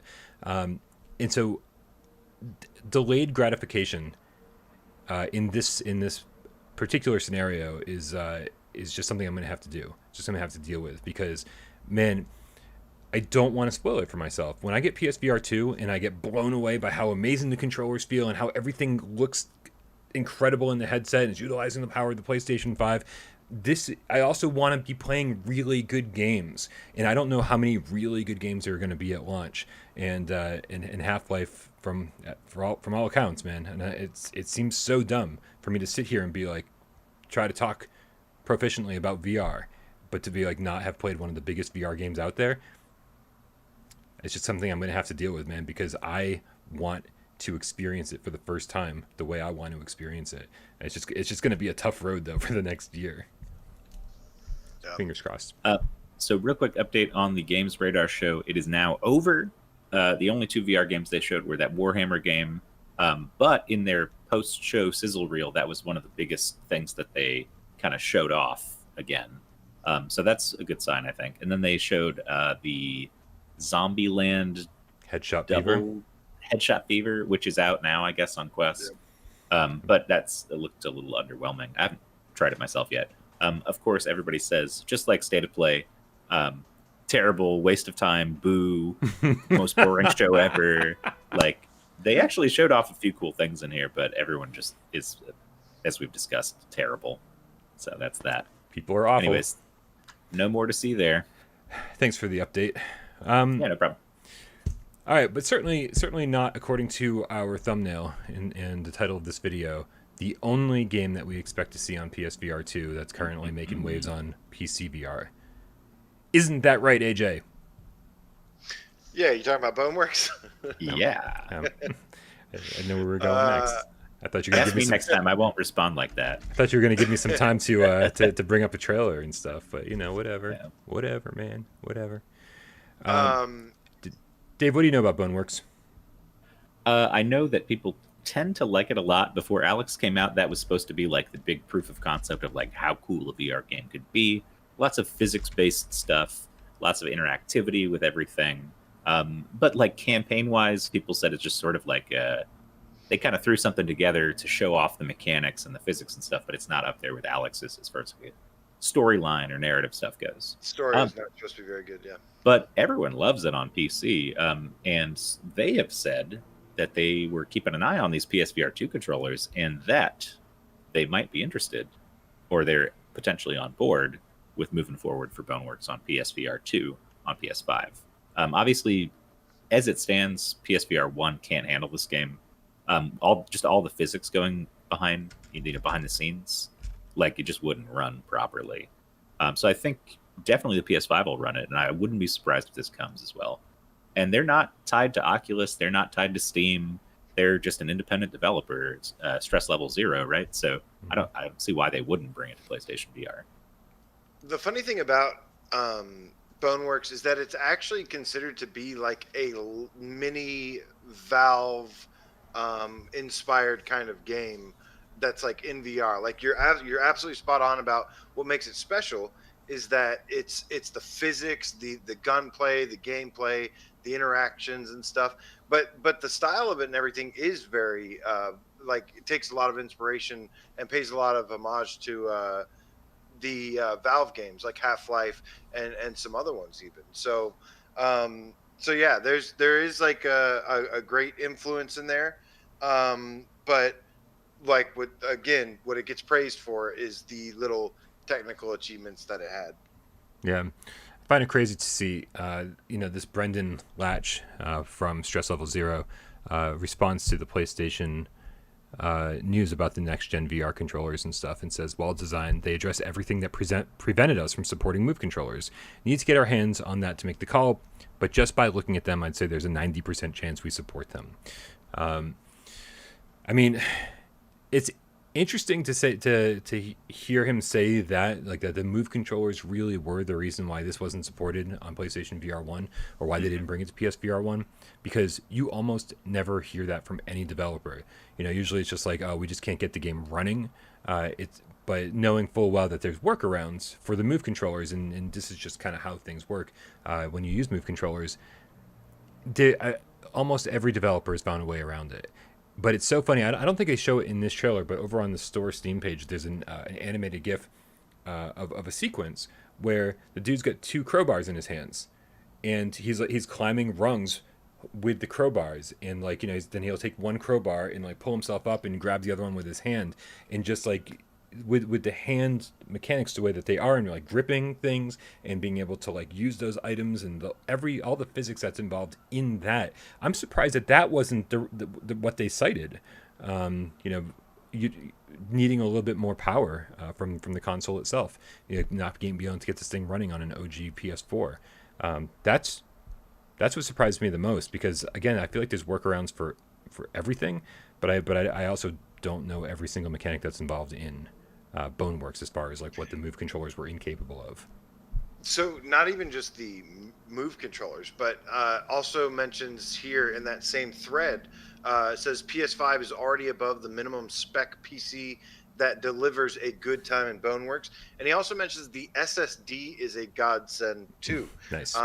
He says it benefits it. It's a key for better asset streaming down the road too. The faster the internet gets, the more it encroaches on HDD's storage territory. It becomes more important for you, for your local storage to be rapidly accessible over as big the internet fills that need. So yeah, this is definitely one that, you know, I think it's been an awesome reaction just showing the controllers what Sony has gained in reaction from developers. I mean, Dave, I think it was you that mentioned, what is the one thing we saw when these controllers were shown? Everybody was like, oh yeah, those are nice. Oh, like everybody. And there's always some contrarians out there. No matter how freaking awesome something is, there's always some idiots out there that are like, meh. But no, this is the first time, and sometimes they have valid reasons too, but I'm just saying, being negative Nancy's out there. But no, this was the one time, and I totally agree, on mainstream media, especially, that goes well beyond just VR outlets, that everybody was like, ooh, what is this? And really interested. And this is another example. And, you know, this is another one that I absolutely could see being a launch title. This one is one that I know a lot of people ask for. So I think it could be pretty cool, man. 100%. Triangular says Boneworks. Nothing clips through other objects. VR AF. It's cool, man. It's cool. It's also, you know, like that. It not clipping through other objects is one thing, but also like collision detection is another. There's so many games where objects don't clip through environments or other items, but then like they kind of freak the fuck out when they interact. And I haven't heard about anybody saying that kind of stuff about Boneworks. It sounds like they got the physics nailed, and then just need to kind of like make a better, you know, campaign. But the fact is that this game has so much hype behind it. Me and GamerChick have a running pizza bet at this point about whether this will be a PSVR2 title, not even a launch title, just PSVR2 title as is, right? And I'm like, I think that there's so much hype behind Boneworks that if this was a PSVR2 launch title, it will sell even if they don't add a single thing to it. Yeah, probably so. I absolutely think this will be another launch title that we'll see. So it could like Blade and Sorcery. But Absolutely. yeah, Saints and Sinners, in fact, is one of the games that showed me how important it is to have good physics and interactions and stuff, and how much that adds to immersion. There's a lot of just basic, like going back to the basics things that VR didn't launch with. That it, you know, it was kind of like a lot of stuff was just like, hey, this is a game in VR. But when you get those physics right, when you get those levels of interaction right, they add so much to the immersion, and like that's what you want to build around when it comes to this, to gameplay. And yeah, this would be a great title. It would. And I'm just thinking, my brain's kind of scattered because I'm just like, man, there's so many things that still need to be fleshed out. Storytelling and you know, Brian, you're always talking about how you sit there and you you hear somebody talking and how much it drives us crazy, and you can't move, and like there's still so many things. And to me, that's honestly kind of exciting. That's what's been exciting about this journey, is just starting from the beginning, and kind of every time you see somebody make a breakthrough and seeing the impact that it has on the game, the gameplay, and just like the medium, for me personally, has just been such a treat. Every time somebody breaks through in some new way. So I gotta ask Tiffany here. She keeps saying decisively that they have already moved on to another game that they will release. She's not speculating. She doesn't say "I think." She just keeps saying this as if it's a fact. And Tiff, I want to call you out here and say, like, do you know something we don't know? Do you know these guys? Yeah, like, I don't think she'd be able to say that. well, I'm just saying, it seems like she is so, like, unless they publicly said it, which I don't think any of us know about. But I mean, but you know, what? that is a possibility. I mean, more than a possibility. Like, they're done with their game. Yeah. As far as we know, like, they're not bringing any DLC out. They're not going back and being like, we're gonna like add more to the campaign. As far as we know, like, you know, they've done Boneworks and now they're moving on. And so that makes perfect sense to me that yes, they are absolutely moving on to their next game. But like, when is that coming out? 2 years from now? It's like, why wouldn't they want to capitalize on this game that they've already developed from start to finish? And then that seems like, you know, according to the guys making it, that it would be an easy port over to PlayStation 5 and PSVR2. Why wouldn't they want to make more money off the thing they already made? Right? That's the point of ports. It's like, we've already made this game. Why, like, instead of like we're going to make a brand new game for every single platform. No, man, that's the point of ports, is so they can continue selling an already existing product to as many people as possible. And that's why I think we'll see Boneworks 1 before we see Boneworks. Wow. That's not sirens over here. That is. What is that? It's like a biker gang like driving around my apartment building. I think they found me. I owe them money. I'm really sorry. They might be killing me. Well, she's saying they can't afford to sit. She believes they can't afford to sit on Boneworks for that long, which kind of makes sense. But again, why wouldn't they be developing? They're working on something else, I'm sure. But right. Why not just port what they got? Right, they could still bring it. Exactly. Yeah. Hugh Guyver with the Australian $2 tip says, bonus slice of pizza deployed. Meows and swipes. Yeah. Thank you so much. I could definitely use some pizza, my friend. So I appreciate it big time. Man, I can't wait to prove Gamer Chick wrong. Well, she says pure speculation, so we're just going to act like she's wrong. Pure speculation over here, too. But, like, you know. Yeah. But, you know, as somebody who doesn't work in the games industry at all, I feel like I know a little bit more than, you know, a game developer about how these fucking things work. Yeah, absolutely. I'm sure we know better than Tiff. Right, obviously. We just keep her around for the bad, wrong takes in the chat. Yeah. We always put the blame. We just like to point out when she's wrong, pretty much. Twitcher, that is the funniest thing ever. He writes, that's Dave's chainsaw. Oh, that would have been great. Right. Okay. And then there was one other game, I believe, in the title of this video that we think is coming to PlayStation VR 2. And what game would that be? I didn't. Do you have a prop nearby? I thought you were looking for an aim controller. Man, I could So- have sworn you were looking for an aim controller. AJ calls me, right? AJ calls me and he's like, he tells me what he wants the name of this video to be called. And then he's like, he forgets the one that he wanted. I was just kidding. Because the other one, now, Half-Life Alyx, I always thought was eventually going to come to us. Boneworks is not one that I ever thought about even, because it was just frankly out of sight, out of mind. Mm-hmm. But this is one that I, even before PSVR 2 was announced or anything, I am thinking will come to us, and that is Borderlands 3. Let's go. Because Gearbox absolutely slayed it with Borderlands 2 VR. It was one of the highest selling PSVR games of 2019. It was a top 10 bestseller of that entire year. And they have an entire team dedicated to basically porting over the VR stuff. And the reason this is even being mentioned right now is because there was a tweet, Brian. I hear there was a tweet. And as you know, tweets say tweet has 1,000 words. I don't know. Is that like a picture is worth 1,000 words? A tweet is worth, it must be at least like 72 words. A tweet is worth like 5 predictions. I don't know. I'm trying to think of something.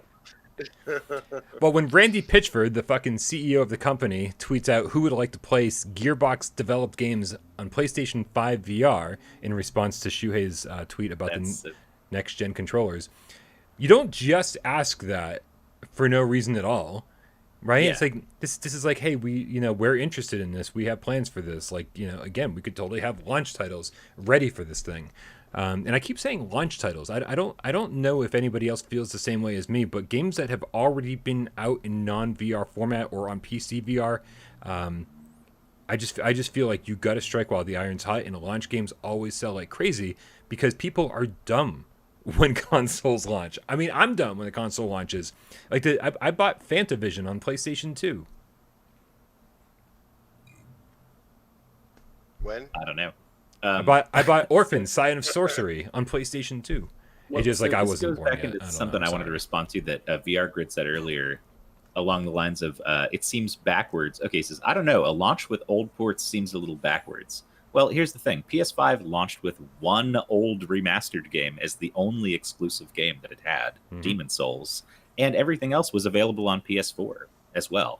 And so, like, to say that it's not, like, how is that different from a port coming out later? A lot of games actually are getting PS5 support later down the line, almost as if they're getting ported to PSVR or PS5. You know what I'm saying? Like, Borderlands 3 just recently got PS5 support via a patch. Other games have done that as well. So I feel like that's, I don't know, just to say that people won't be excited in a game that's been out for a while just because it's not fresh, I think is not right. When you got new hardware, you want to try out everything you can, regardless of when it was available on Steam. Yeah. Like, I haven't played it on Steam, so why do I care when it came out? The first thing that comes to mind when you talk about this kind of stuff is like the Wii U launch, right? When it was just like, it just felt like all this stuff that we'd seen everywhere else before, like Batman, Arkham City, and whatever Assassin's Creed game was popular at that time. I don't even know, to be honest with you. And it was just like, it's like, man, we've seen all of this stuff, but we've seen all of that stuff on other flat screen consoles, right? It was like we already saw it on PS3. We already saw it on, again, I can't remember what generation this was because the Wii U was so fucking ridiculous. But we'd seen all that stuff too many times before. But over on the console side of things, we have never seen Half-Life Alyx, like on any console. On the console side of things, we haven't seen Boneworks on any console. And forget about VR, like there's very few VR options. And so when the only other option to play these is like a high-end PC, for me that screams like absolute perfect relationship, perfect scenario. I think it's getting a little bit into the weeds when you talk about, are these going to be launch titles or not? I don't think that, to me, I'm not even focused on that. I just, like, do I think it's going to be on PSVR2 or not? It's kind of more what me personally is focused on. And I think that's more important because, yeah, Borderlands 2 didn't come out on PSVR until late 2018. It was like the last surprise of 2018, and it came out of nowhere, and that was 2 years in. So, a big team like that would maybe benefit from letting the install base grow a little bit. You don't know their strategy, what they're thinking, what they have planned. So, but I do agree with the sentiment that it would be nice to launch PSVR 2 with some fresh new games, with a Gran Turismo 7. Something like that's not out yet, and make it a much bigger deal.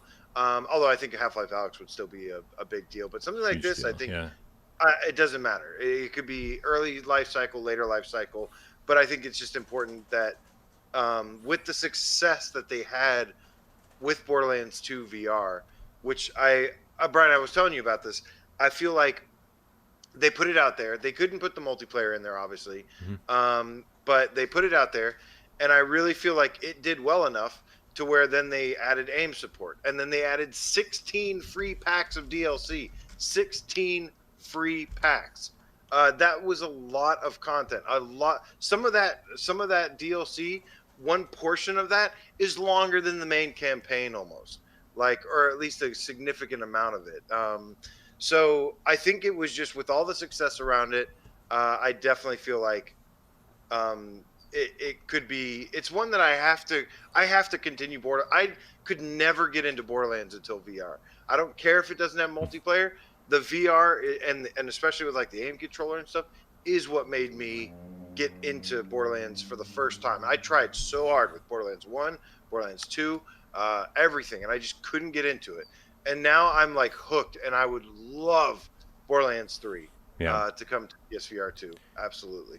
Yeah, I mean, saying like old game is old or something like that, it doesn't make any sense when you see like, Neat Corp bringing budget cuts to PlayStation VR 1 like literally years after it's come out. Like the sequel's already out on PC VR. It's just like what, like that, and they know. When I did the interview with Neat Corp, they were just like, I asked them, I was like, is this an issue? Like you're bringing your game out on a week or in a 3-week span of time when like 10 other huge games are coming out, and they were like, no, it's just important for us to have it on the store so when people are looking for it, it's there. Like we're more concerned about the lifetime sales, the longevity that this thing will have. Not so concerned about whether it's there. They just needed it to be there. So to get it out to as many players as possible, to capitalize on as many sales as possible eventually. Yeah, sorry. Yeah, was that what you're about to do? No. $10 tip. Is that what we're doing? $10 tip from Jesse Shaw.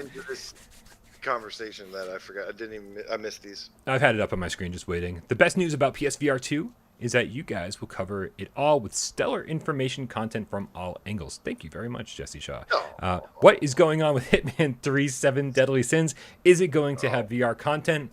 I think that's coming up very shortly in the show. So if you don't mind hanging tight for just a few more minutes, we will definitely talk about Hitman and its VR content soon. We also have a tip that we want to address from Your Long Shadows with the 50 Norwegian krone, I believe, if I'm going to say it correctly. Says Sony doesn't have to heavily promote every port. Having a solid catalog of tried and tested games on release is a 100% win. I 100% agree with that statement. And there's nothing worse than looking at the PlayStation Store under the PSVR section going, I've played all of these. Or all the ones that I haven't played, I'm not interested in. It's like it's just like, man, it's so depressing to constantly be like, well, I'm gonna buy this game this week, and then like in a couple weeks once you finish it, you go, okay, now I'm gonna buy another game, and like you've got just an amazing selection to choose from, and like to the point where you're never able to get caught up because there's just a great selection. Like I don't feel like that's ever been the case for PSVR unless you jumped in like 2 or 3 years after the fact.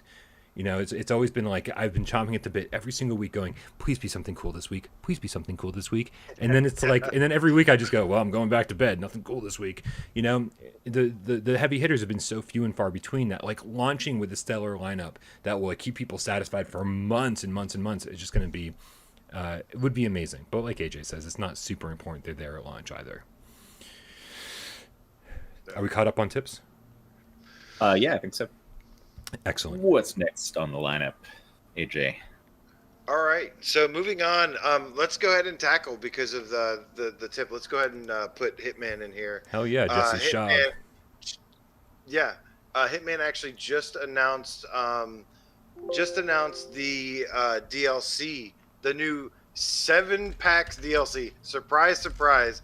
There's going to be more convoluted payment stuff for Hitman. God, okay, look, I love Hitman 1 through 3. I love it. It absolutely amazing. We put it as a top 5 game, and I think it is amazing.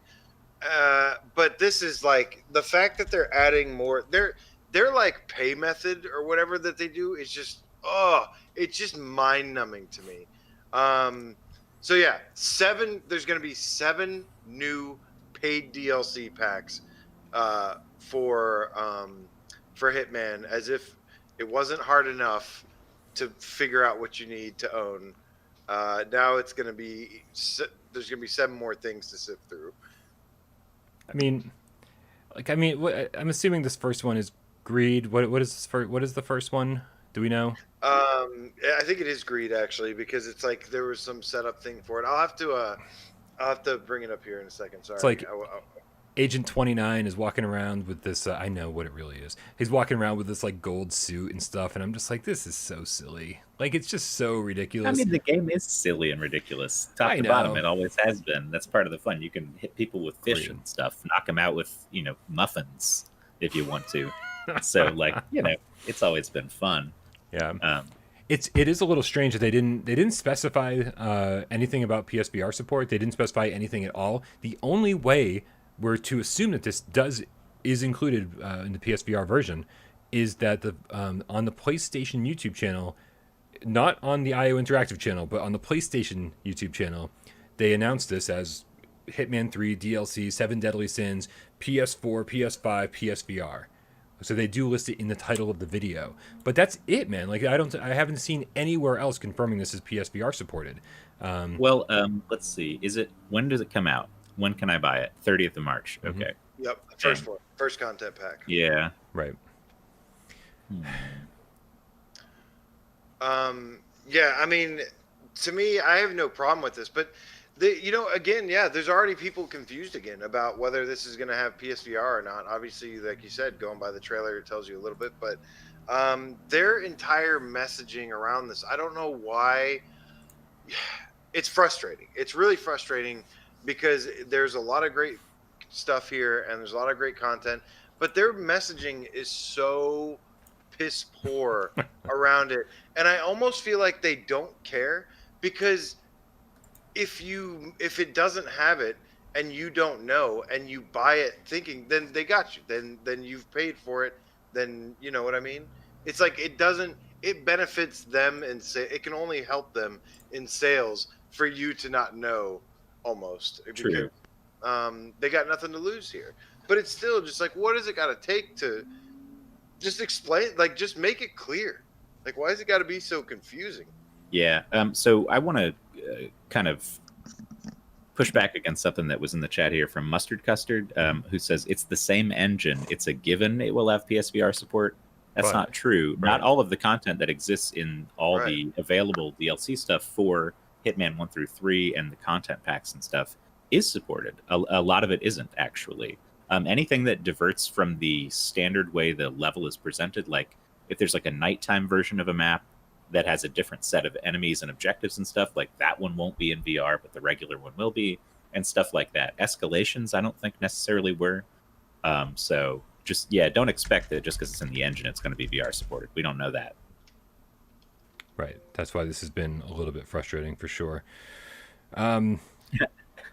Twitcher says, it's simple. For the 7 Deadly Sins DLC, you'll have to download the Legacy Pack, install it into Hitman 1, then fire up Hitman 2, delete it and re-download, then fire up Hitman 3 and activate it. Exactly. It's simple. Yeah, absolutely. Brian made a great joke about it too, yeah. Oh, yeah, no, I can only imagine on the PlayStation Store it's going to be DLC 1, DLC 2, DLC 3, DLC 1 through 3 collection. And then, now... if you bought like they had a season pass too, didn't they? Right, like a separate season. There's a season pass. There's an access pass. There's is this fucking Fortnite or what is going on here? Like, why do we need all these? It's crazy. I don't know how they get away with this and why. Like, this is my really my only complaint is about, and I said this before. This was like my only complaint is having to figure out what to buy and how to buy it and what it is for the game and stuff. So. It's just super frustrating, and they still don't clearly say it. People were asking all the way up to launch how it was going to work, how the VR what is supported with VR, and they never answered it. They pretended like they did, but they didn't actually clearly answer it, and it was super frustrating. All right, so we got a tip from Looper that says all Hitman 3 escalations support VR. So if this is an escalation, I think it is. This Deadly Sin.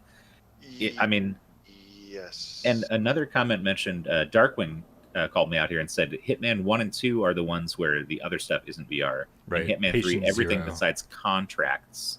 Right. So contracts, I don't think we should ever expect to be playable in VR on Hitman 3.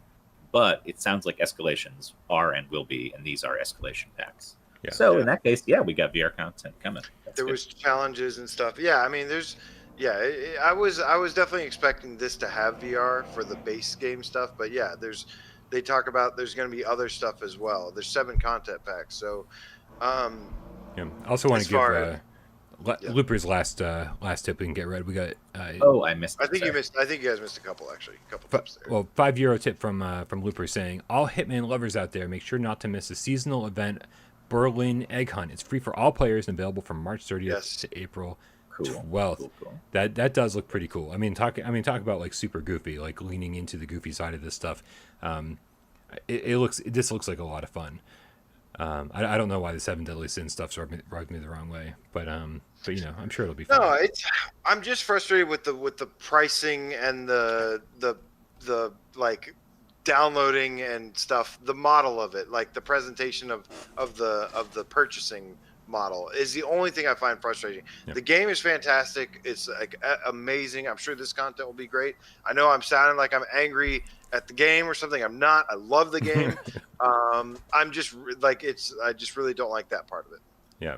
The tip we missed was from David Moore with the $5. It says, "Can AJ put a pinky up to his lips and say $1 million?" Oh, God damn it, David. I mean, you already did basically, but go ahead. $1 million. I don't know. That's great. There was another tip I think you missed too. Did we really? Let me see. Yeah, Your Line Shadows. Nope, Oh, I got that goodness. You did get that one? Yep, we got Okay, it. good. I think we're all caught up. If we missed any, please let us know, guys. All right. Yeah, I mean, you know what? Like, more Hitman is good. You know, maybe they're Great. maybe they're getting a little bit crazy with the DLC models and stuff. But you know what? It's like it's absolutely worth it. It's worth putting up with some nonsense to be able to play even more of this game. So, good stuff, guys. We'll definitely keep an eye on the Egg Hunt and the 7 Deadly Sins as we get closer. I'm going to go ahead and predict that their James Bond game gets VR support too. Oh yeah, to support. hell yeah. Yeah, I'll take that pizza bet. I'll say that it doesn't. Okay. All right. So we move on to the next one. Yeah, Let's do it. definitely gonna be checking this out. The Easter egg hunt thing. Gonna be good.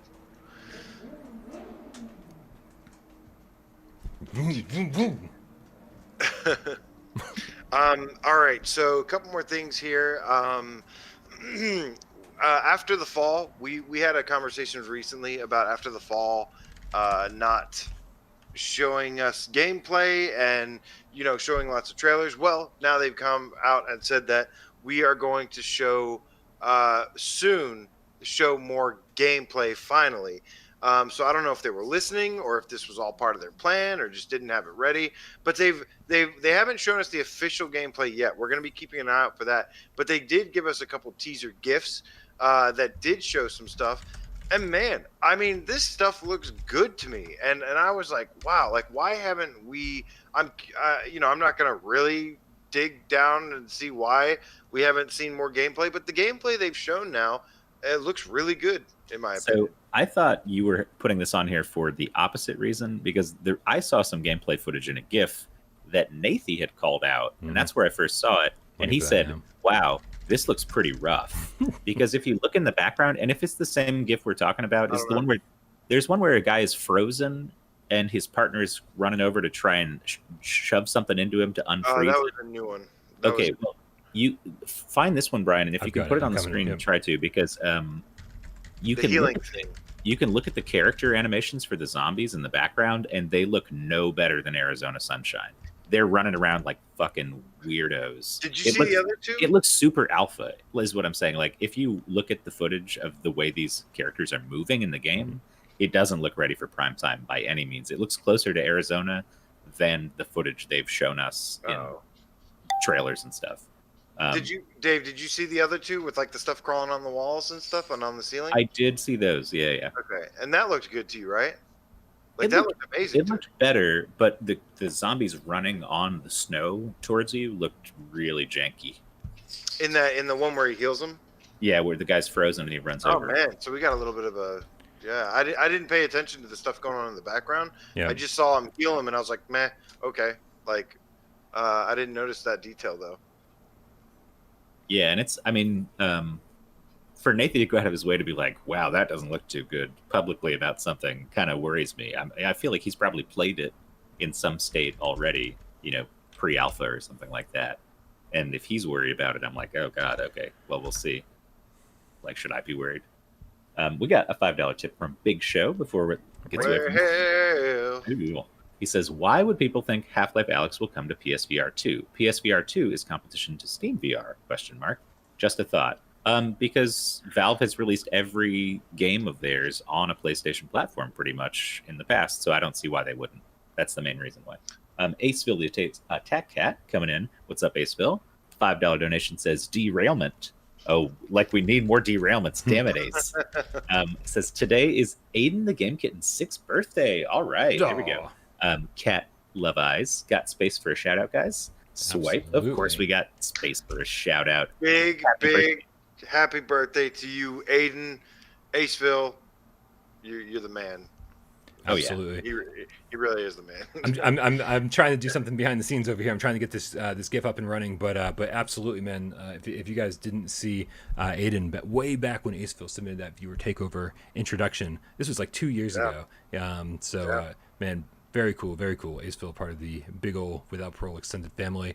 Aiden, you're also getting tons of shout outs from the game cats in the chat. Thank you guys, because we're all one big family here. You guys know that. Absolutely. Almost got the GIF up and running. It's okay. But so the ones that are showing right now. Let's focus on the ones that are showing right now, and then we'll go and do the contrary stuff.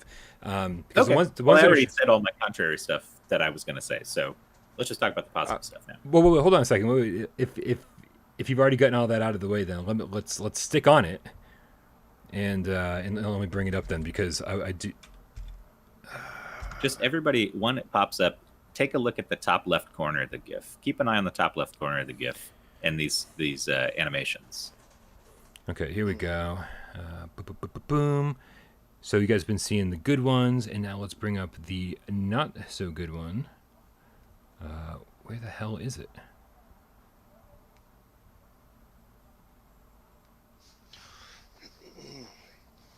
So, how's the weather out there, Dave? It's getting warm and no sign of here it rain, is. unfortunately. For a minute, we had Portland weather where it was cold and windy, and there was not rain, but the air was a mist of droplets. You know what I mean? Bet you'll know what I'm talking about. All right, some of this is being hidden by some of the stuff in the GAMESCAST layout, so let me just bring it to the forefront so you guys can see what Dave's talking about. So now let me set this up real quick. The fact is so the dude's supposed to be frozen. That's what it is, and we're trying to save him. Status effect. Yep. Okay. See, I just thought it was. I just thought the dude needed health or something. So one of you're in a squad of 4. One of your teammates tosses you this syringe. You catch the syringe out of midair, and then you inject the dude with it. This is what this is.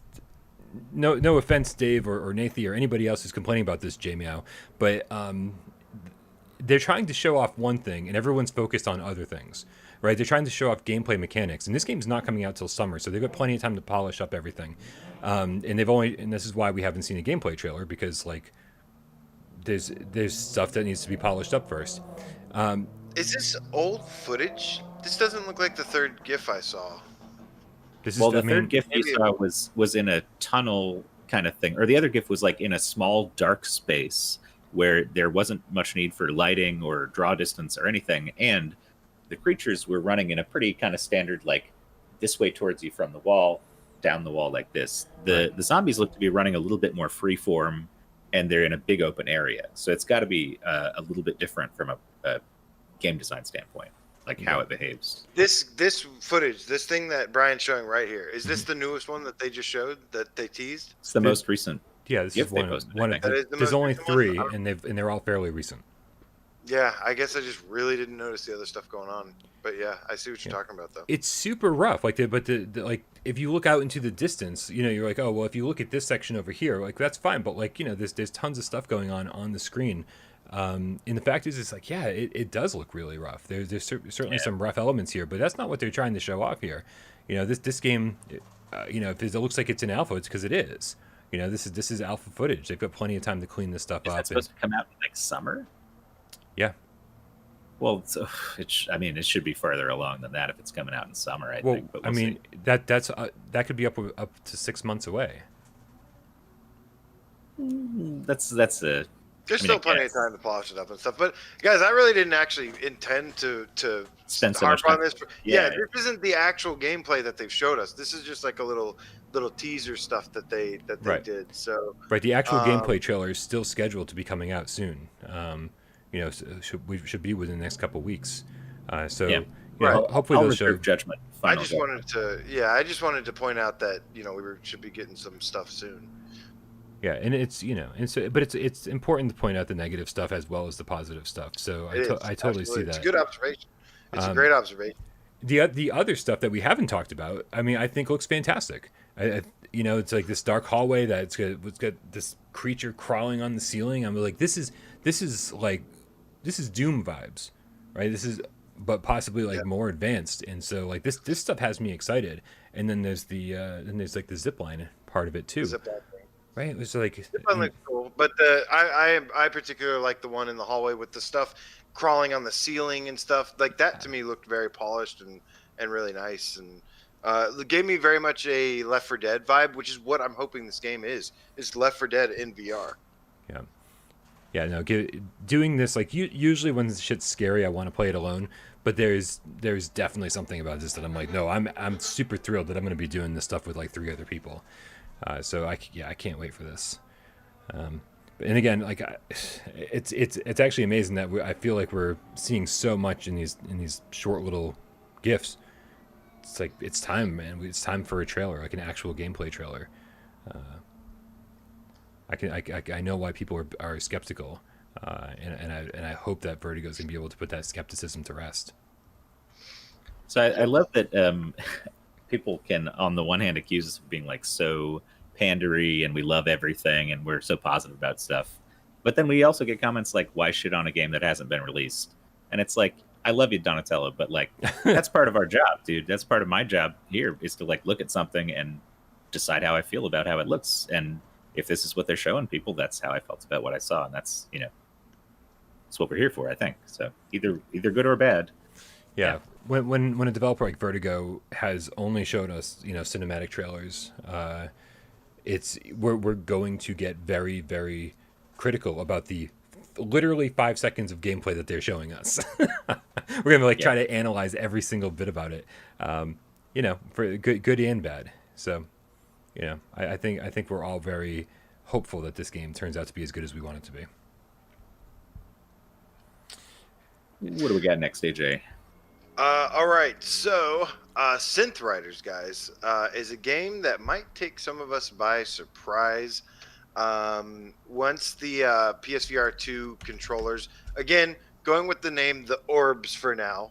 I'm curious to see if they actually end up calling it that, because they mentioned the orb design. What do you guys think? Should I pitch it to Sony?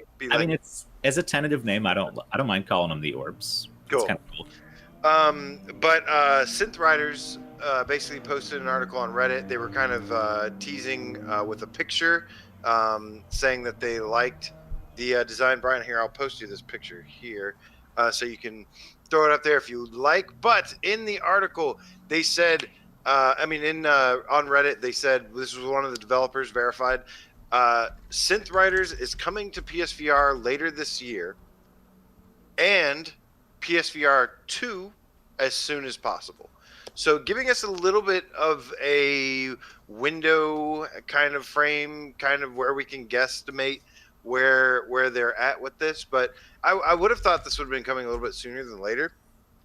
Yeah, I mean, they don't really need motion sticks, like thumbsticks, right? Like, people in the chat who've played more than I have, keep me honest here, but I think you just wave your hands around like in a circle, like in various ways. So I don't know. Yeah, but I've actually been hearing from some of the cats that this game, they were blown away by this game so far, about basically the gameplay and the music. And I know just today they added an adrenaline pack, I think it was called. It had Offspring, it had Pennywise, it had Bad Religion. These are all like bands I really love. And that's one of the things I knock about Beat Saber. As much as I love Beat Saber, that's one of the things I knock about it constantly, is like, it's like, where are the popular bands that all of us grew up? I don't care if I heard the song a million times on the radio since the 90s. It's like, these were popular bands, popular songs, and people like them, and they sell, and they have a huge legacy. So it was really cool to see that, they're a little bit more in touch with the American side of music, a little bit, American cultured music. What is it, Brian? Yeah, just, it could have been phrased differently. No, it's not even that. It's like you're talking about Beat Saber like that caters to a very specific demographic, and then these guys are catering to a very different specific demographic. It's like you're still pissing off. Yeah, You're okay. pissing off. I mean, there's Maybe probably more people who actively like EDM in America Yeah. right now than like Bad Religion. I'll bet pizza on that one. 100%. Like Yeah, okay. the stuff in Synth Riders that you're talking about is Okay, way more my fine. speed. My What music. you Why like? can't What Beat you Saber like my music? Okay? Get off my lawn, Beat Saber. Right. I'm But just saying. one You thing know- that we should mention out here too is the multiplayer for Synth Riders, which already exists on the versions that are out there. I've been told that up to 10 people can play together, Ooh. which What? is bonkers. Because Beat Saber's 5, I think. Almost every multiplayer game caps out at like 8 if you're being really lucky, you know, firewall. But like 10 players, that sounds really cool. I don't know how it works. Somebody in the chat can explain it, I'm sure. But yeah, I need to get back in there and check it out on Quest one of these days. Triangular Drew, says maybe I'll play with you guys later tonight. Triangular says Synth Riders really surprised me. I love it. Yeah. Honestly, like I've been hearing a lot. yeah, like I mean, I'm anytime I see the trailer, I go, I really hope it's fun because like it just doesn't seem. We've gotten so many games that kind of do the same thing, but it never rope me in, and obviously there's something here that I'm not getting from the trailer. That once I get in there and actually play it, hopefully I'll feel the same way as Triangulator does. Yeah, I'm gonna make myself some homework here before next week to play this with some game cats because I know they've been playing it a bunch, and I'll have like an actual opinion on it next time. I think I played it like once briefly when it first launched on Quest and bounced off of it. Yeah. They have a lot more DLC now. They didn't have the 10-player multiplayer at that point. There's a lot of stuff they've added since then, and I just never went back to it. So I will let you know. Steve Irie says Billy Ray Cyrus DLC. Damn right. Where's my achy breaky heart DLC, guys? Beat Saber. Oh man. Hack the Game Cat is singing Time Bomb in the chat. Time bomb. Doom, doom, doom, doom, doom. All right, but yeah, you know, so they're going to be remastering this game potentially for PSVR 2, it seems, because they really like the thing is orbs, the orbs or whatever. Yeah. Yeah. Nice. I mean, Box VR could post one like this too and be like, "Guys, we got orbs, bro. Like this is perfect." Like, Yeah, Triangular says, yeah, Brian, getting into the flow feels really good, at least on Quest. I like the music too in counter attacks in multiplayer. This is something that's what we've we been wanted from Beat Saber. exactly. Yeah. Exactly. So they're already one up on the game. This game will probably be out before the Beat Saber multiplayer patch on PSVR. So like, you know, Essentially, so, yeah. so suck it, Beat Saber. Also, we really want the multiplayer patch on Beat Saber Please, PSVR. Please, please. Beat Saber. So sorry for saying suck it. Please still bring it to us. Yep. What's our next news story, AJ? Rhinestone Cow. Don't get distracted or anything. Vertigo Games is busy, man. They just actually released the home something the like trailer park DLC for Arizona Sunshine. No mention of PSVR though. Of course. But they did give us a mention of Traffic Jams VR, which is going to be releasing on the Quest and PC first, and then PlayStation will follow in the summer. They've given us a deadline of summer 2021 with some new gameplay footage, and it looks like some silly fun. It does look like silly fun. This game, I mean, really very, very little interest in it all, you know, when they first revealed it. But there is some really goofy stuff happening here. I love that near the end of the trailer, like this meteor comes rocketing down the street, and you hold up your hand and you're like, stop. Oh, it's happening right now. And then you look around and you're like, okay, go ahead. And it's like, it literally stops in the middle of the intersection and continues through. I was like, that's awesome. right. I really like this. And then there's like some combat to showing off here with melee. You got like batons and stuff. You're kind of knocking zombies across the street and stuff. So it's not just directing traffic. It's like there's a lot of other stuff going on here. It's just big, dumb, goofy fun, man. Sometimes that's all you need. I like the concept of this game, and I like the progress, the evolution I've seen of it over time. Looks better and better. Of course, Vertigo Games they received like some major funding or something, didn't they, recently at one point? So they should have the funding and resources that they need to. Anything they touch should be pretty polished at this point. Yeah. Yeah, aren't they just publishing this one? They're not developing. Yeah. Little Chicken are the developers, but yeah, they become quite the powerhouse when it comes to publishing. Are they End Dreams Part 2? Because End Dreams was a similar one that I think they started out developing and now they're publishing a lot of stuff that ended up being pretty good. When at the beginning I was like, man, fuck End Dreams. End Dreams and what was it? I mean, it was perfect. What did they put out anything else bad? Yeah. They did another one that was like, did they do Loading Human or the other one like that was called The Assembly? The Assembly was great. They did The Assembly. I never played that one, so I don't know. But I do remember Perfect very strongly, and I was like, fuck these developers. I don't want anything to do with them. Yeah, I think they had one miss. I think they had one miss, and then they had Shooty Fruity and The Assembly and a lot of great stuff. So, yeah, End Dreams is on target to do great things in VR. Let's forget that Perfect ever existed. All right, but yeah, anything else to add on this? I don't think we got to stay on this one too long. No, it's a cool new trailer. I like it. Yeah, I'm definitely liking what I'm seeing as well. Yeah. Dave. Oh, I know what's coming. Yep. This is time for it's the Dave show. Yeah, Dave show. Somebody go get Drew. He's been chomping at the bit for this part. He was asking about it before. Drew, get in here. You know, I saw a bunch of people talking in the chat about this as well, but there was a game that came out today, Cosmodread. I hope we never see it come to PlayStation VR, but I think, Dave, why don't you guys talk about it real quick? I'll be right back, okay? Excellent. Okay. So, Brian, you probably got some footage getting in the corner here in a minute, right? Awesome. So I played for about an hour earlier today. This came out today. Dave, I'm sorry to interrupt you so quickly. I just want to clarify that it is not on PSVR. It is on Quest, correct? No. That is correct. Okay. Yes, indeed. Well, I played this on PC, actually. It's cross-buy. Okay. Came out the same day. So if you buy it on PC, you have it on Quest and vice versa. But this footage is from the PC version on high settings. It did get a little choppy. I don't know if that was because of OBS or what. But so in general, big picture here, this is a game from the guys who made Dread Halls, which if you've watched AJ's Saturday Night live streams, is like the bane of his existence, the game that he is constantly forced to play. But it's great. It's really fun, and it's this procedurally generated horror game where you're trying to get out of this labyrinth, basically. And there's all kinds of creepy monsters. In Cosmodread, you're in space where no one can hear you scream. And they've added a lot of mechanics to it. There's like crafting. There's all these blueprints you can find and like manufacture stuff in-game. A lot of like mutators. Like you'll unlock stuff that makes the enemies harder or gives you more life, but there's a trade-off or something like this, like things that affect your runs. But it's spooky as hell, basically, is what I want to say. Like they really nailed the art design, the audio design, and you're walking around this ship and everything sounds like it's going to jump out and get you. And you're like, okay, I saw a thing come out of the vent before, and I hear something that sounds like it in the vents. Where the fuck is it going to be? I don't know.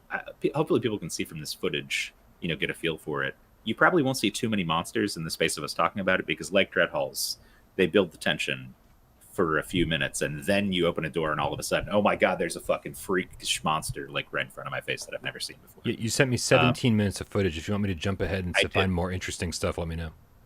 Yeah, I don't know what'll be interesting or not interesting. I mean, what you probably can see some of is like the inventory system, and there's certain items that I haven't really figured out yet that like have certain qualities, like it'll have a fire icon or a plant icon, and I think you use these to build things in the game once you have the blueprints for them.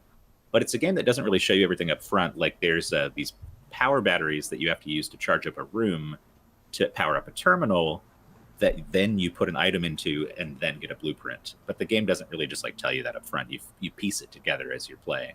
So I still don't know all the crafting mechanics. I haven't found a blueprint myself yet.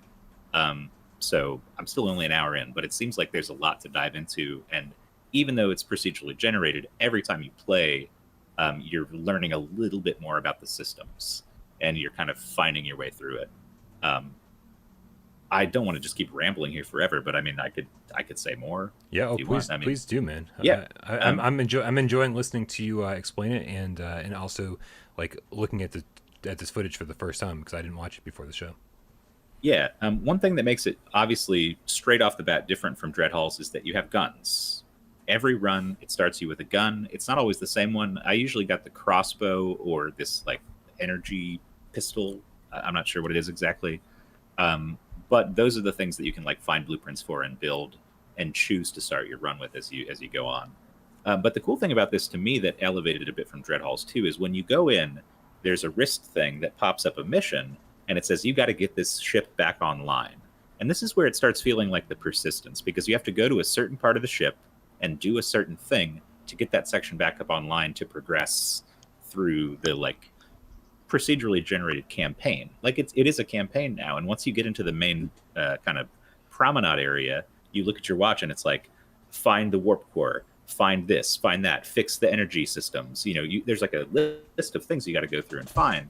And it's pretty cool because you got a mini map similar to Dreadhalls, but it's on your wrist and you flip it up and it shows you the rooms of interest. It shows you like color coded. There's like blue keys, red keys, and stuff like Doom. Like you got to find the blue key and put it in the blue door and it opens up a new area. It's just like a lot deeper than Dreadhalls. It's pretty fucking scary. And like there's one monster that you'll be looking back to be like, okay, I'm running away from it, right? I'm running away from it, but it can warp. And so you turn back and you're like, oh, I lost him. And then you look in front of you and he's right in fucking front of your face. And you just grab the gun and you're like, ah. And it's terrifying.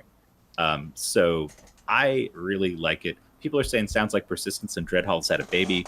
That is pretty much exactly on the nose. Like that is what it is. It's at first I wasn't blown away. I'll tell you this. The UI isn't like super polished. It isn't like a really big budget game or anything, but it's immediately a step up from Dreadhalls.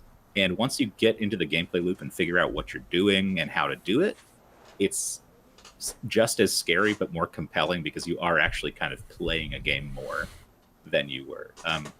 It's got a little bit of the similar thing to mechanics, yeah. And the lanterns, they've got a similar thing here with air canisters. Like you're constantly running out of oxygen because the ship you're on has just like big holes blasted in the side of it where like you'll just look out into space. So you've got to like pump these oxygen canisters. And sometimes it's an inventory management game because you only have 10 slots and you can pick up a bunch of ammo along the way, but then you won't have room for the 4 power cores that you need to pick up to complete this one thing. So you got to balance and say, okay, I got to leave some of this ammo behind and just hope I don't run into a guy. So that is the survival horror part of it too. That's pretty fun. I think people are going to love this game when they get a chance to play it. Do you think that this game has to wait for PSVR 2 or will be like a PSVR 2 game, or do you think it's one we could see potentially before then? The only thing I'd say is that if it was a PSVR 1 game, I think the hardware can handle what's going on here. Although it's still not super well optimized on PC. Like I said, I don't know if this is because I was running OBS, but it did get hiccupy sometimes for me. And it's like day one, so they can patch it and optimize it and stuff. But I think it would have to be like a DualShock 4 game. Yeah. Like Persistence. Just because, I don't know, without the sticks, I can't really... I mean, maybe you could pull it off without the sticks, but... Yeah. So, like, your hand is the flashlight, and so based on where your hand's pointing is what you see in the game. And I think if you had the move wands and you were, like, moving the wands around, you would lose kind of... if you're aiming this way to move, then you won't be pointing the flashlight the right way. You know what I mean?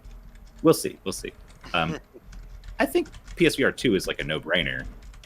But Brian, you've had contact with these guys. What do you know? What don't you know? What can you say? What I can say is that it's like one dude making this game, and I fucking love this one dude because he makes the fucking coolest games ever. So what I can say is that it was essentially that there's no official word on PlayStation VR support, but it's definitely something they want to do. And as far as I'm concerned, it's a no-brainer. Like it'll be here whether it be PSVR 1 or PSVR 2, and that's why generally we don't just say, "Hey Dave, talk about a fucking game that's not on PSVR for 10 minutes." Yeah. But like it's a game that we're excited for. In that these guys have a good track record of bringing their games to PSVR, and I wouldn't doubt it for a minute. I think the fact that it's such a small dev team is the only reason that they weren't able to do this like day and date for multiple. All at once. Yeah. That makes sense. The other reason I had to bring it up is, as AJ says in the chat here, he's already dreading this. If you know AJ, you know Dreadhalls. is a constant reminder of pain, the pain of living for AJ. Every Saturday night, you'll probably get to watch him play it if you tune in for his live stream. It's kind of a running gag. It was chosen first last week. I'm not surprised. So once it comes to PSVR, I guarantee this will become like the whole stream rotation is going to be Dread Halls, and then Cosmodread. I have 50 hours in Hero Cade. 50 hours, and it's all Dread Halls. I've barely touched the other games. No, but it is a fantastic game, man. It is as much as it is the bane of my existence and terrifies me constantly. It is such a good game. Like, people are always like, you know, they'll be like, well, you can play Good Dog, Bad Dog instead. I'm like, honestly, I'd rather just play Dread Halls. like as much as it sucks, it's and Glacier Stream says, I used to think AJ pretended to hate Dread Halls. No, anybody that knows me, like, if I talk to you outside of off air, whenever, no, I constantly dread it every Saturday for sure. Yeah, which means that's like a testament to how scary the damn thing is and how intense it can be. And this just takes it up a notch. And there's more stuff to do when you're playing it. Yeah, does this have the campaign and then it's randomized? Because that's what really made Dread Halls amazing, is once you finish it, then everything becomes randomized. The level, the enemies, the layout, everything. So it's all randomized each playthrough, and it just gives you a different layout, but there are certain rooms that you have to get to and certain keys you have to find to unlock certain areas. So there's, I think I said earlier, like the Doom thing, like red key, blue key kind of deal, that will open up major new hubs that offer you access to, like, go repair the power core and all that other stuff you have to do. So that's the campaign. It's like a series of stuff that you need to get done. I like it. It sounds terrifying. It sounds amazing, though. It does. But yeah, my question, though, because I heard you kind of explaining this, and every time you start, you said you don't start with the same weapon every time. Are there any roguelite elements where, like, you can upgrade your character every single time, or is it you are literally starting from scratch every time? So there is. The blueprints that I mentioned earlier, you find these little discs around, and if you power up a terminal in a room by finding a battery pack, this is all stuff that I had to piece together kind of myself, but you do this all, you get it going, you can put it in and get a blueprint out, and once you've got a blueprint, you can do one of two things with it. You can start the run with that item. So that's an upgrade. If you have a weapon that you like, you can choose to start with it. Or you can manufacture them using stuff you pick up around the station in this little, like, 3D printer thing that's in the game. If you have blueprints, you pump them into the 3D printer and it'll print out what you want. So the more blueprints you've got, the more options you've got in game once you power up the 3D printer, right? So there's that. And then, like I said, there's also modifiers that you unlock as you play through, and you don't have to beat the game or do anything specific, I feel like, to get these. They just started giving them to me. And one of them's like, you have more life but less inventory space. There's one where, like, the enemies are harder and appear more often. So there's stuff like that where, like, maybe if you've got a certain play style, you might be able to tailor it, like, roguelite style way like that. But yeah, there is permanent upgrade stuff. The blueprints, I think, and those modifiers are permanent. That's really cool. Really cool. Hey, I just want to give a quick shout out to Big Show, because I think during our Synth Riders conversation, he gave us a $2 tip, and I think somehow it got way past us. He asked if there's matchmaking for co-op. It's room codes. I think it's room codes. I think there is public matchmaking. You could probably just hop into a random room with people that's public, but I know that GamerChick and Drew and all these guys who've been playing put up a room code that they go to, and it's private. That's how it works. So sorry about that, Big Show. I was just scrolling back to see if I missed anything when I got coffee, and then I was like, oh, crap, we missed this, like, even before that. That dude... So go ahead. Oh, go ahead. Sorry. I was going to say... GamerChick says, is... I'm gonna sit back here. Two people trying to walk in a hallway. I do that every fucking time. I'm so bad about that. That's like my position on the show too. Anyways, GamerChick says, "Is there a stamina Dave station? Wink, wink, wink. Stamina system. There is not a stamina system per se, but you run really goddamn slow. You don't run. You walk. You just keep moving, and you look back, and you're like, oh god, how the fuck will I ever outrun this guy at this speed?" That's great. Well, that's cool. Well, that's I hope we see this come to PSVR one way or another. Yeah. Last thing I'll say, quick little note. they did this thing where when you open new doors to new areas, you have to pull apart these. You've seen it in the video probably already, and there's this kind of whoosh of steam and stuff. And in the process, you kind of lose your flashlight hand for a second. And so every time you open a new room, you don't really know for half a second what you're getting into. And that's a really fun gameplay mechanic. Like you got to go like this. And then it's like, what is on the other side? Oh shit, it's an alien. I got to run like hell. Or it's all safe. So really fun little nuance that I like. Yeah, no, this dude, everything you're saying about this is just like everything that I want. You know, people complain that there's too many horror games on PSVR, and I say quite the opposite. There are not enough good horror games on PSVR. There's a lot of kind of crappy subpar ones. So man, the faster they can get this over to PSVR, the better. Thank you so much for going in depth and playing this and sending it. And dude, like seriously, I was like, oh man, we're gonna have to fast forward through this because you sent me 17 minutes of footage. We've been talking about it for 14 minutes. I'm so excited. I figured we might get through the whole thing. Yeah, for sure. And I think I would be surprised if I don't stream this on my channel in the next couple of days. So if you guys want to watch me scream like AJ has to scream every Saturday, I would be delighted, Dave. I would totally watch that if you do. I'll give that a shot in the next couple of days here. Nice. Yeah, if you don't already subscribe to both AJ's and Dave's channel, make sure that you do. AJ at PSVR Underground, of course. Dave at Dave Station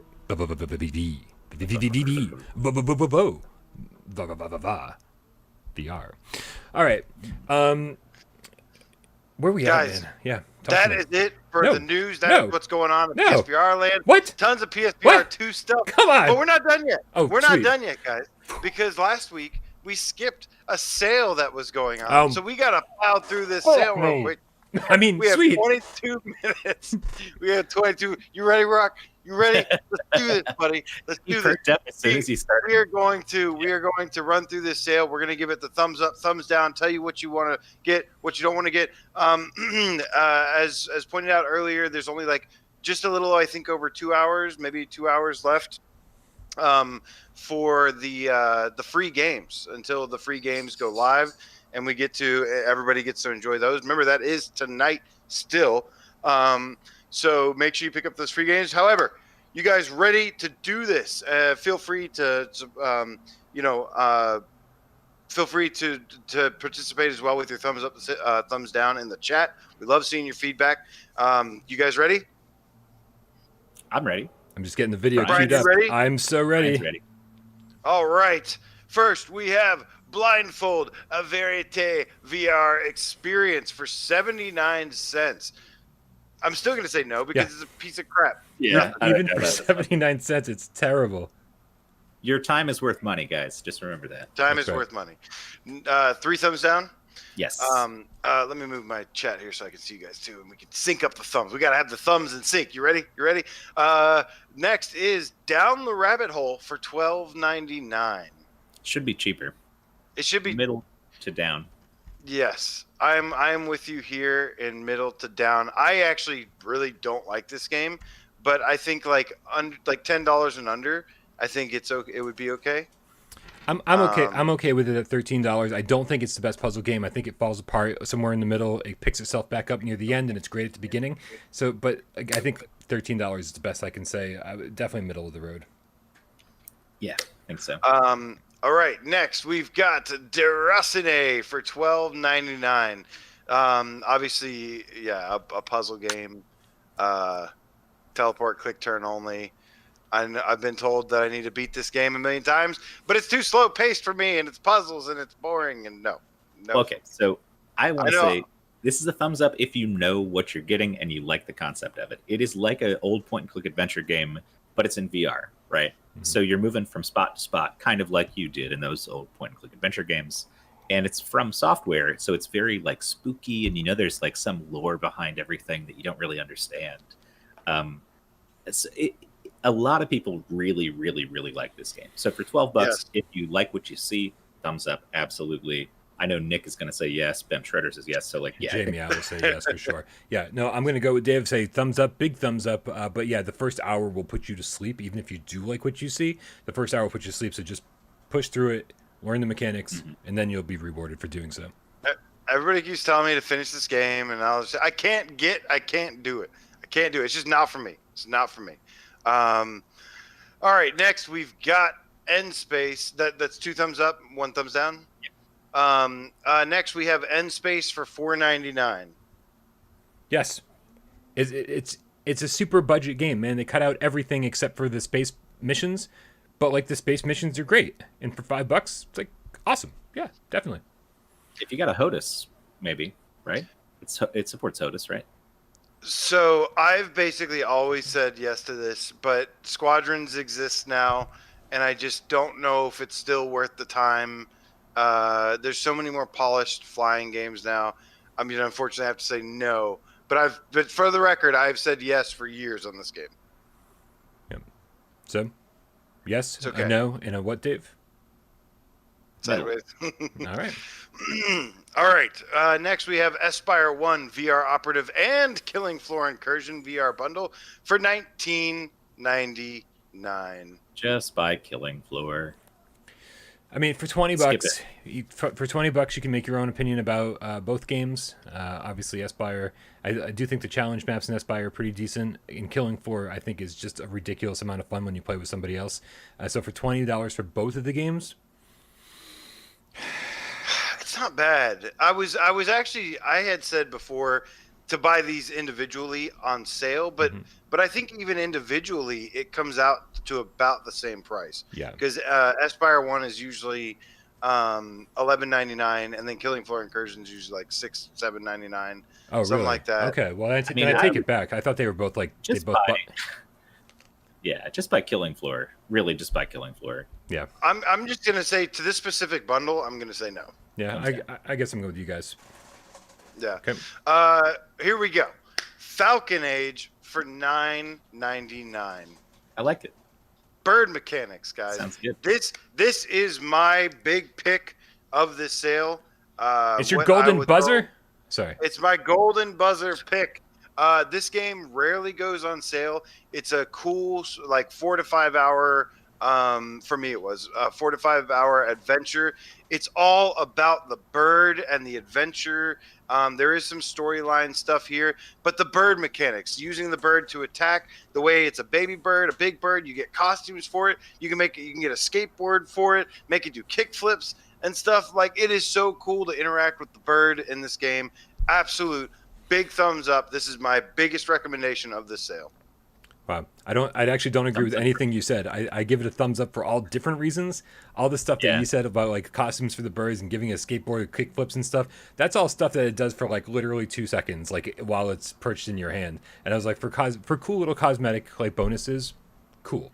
Absolutely. But I actually liked exploring this world, getting used to like, it's like this really small open world. And then I loved like sort of like discovering how to access different parts of it and going around and digging stuff out of the ground and stuff when you upgrade your bird. Like it's a lot of fun. It's just too short. It's 3 hours. So for $10, yeah, absolutely. Yeah. The other thing I want to say too is my little thing that I like about it that's different from other people's that we've said so far is like AJ was like, oh yeah, it's got a story, but it's all about the bird. I think the developer Echo would say it's not all about the bird because the story has actually got pretty big themes about like colonization and loss of native cultures and stuff like that to technology and like all these different like pretty big themes that they go through that are pretty well done. I liked the dialogue in this game. I liked the way it was presented. And it's the rare game that's like fun and cool and interesting, but also tries to say a little bit of something at the same time. So I like that part about it. Yeah. I'm gonna say, I know I'm dragging this out way longer than it should be, but I really hope there's a Falcon Age 2 in development over there at Outer Loop Games because this feels like the perfect prequel of like a much bigger story. Like just when things are getting exciting, it's like in the end, and I'm like, what? Hold on a second. Like where's the rest of it? And Dude, I want Dino Frontier 2. That's a full game, not just 4 hours and then it ends. Agreed. Because Dino Frontier kicks so much ass. Man, Echo's made some great games. Who said that they want to be the bird? I love all this burb mechanics, skate burb, hashtag skate burb trending soon. I'm fluent in bird law. Charlie, always sunny. Pet it. I thought somebody said, Zach Lightning said, I'd rather be the bird. Buy Eagle Flight then. Yep, absolutely. Eagle Flight's fantastic. Great one. And it goes on sale all the time. It's like $6. So 3 thumbs up here. Yes. My big pick of the week. All right, next we have Hustle Kings VR for $7.99. Nope.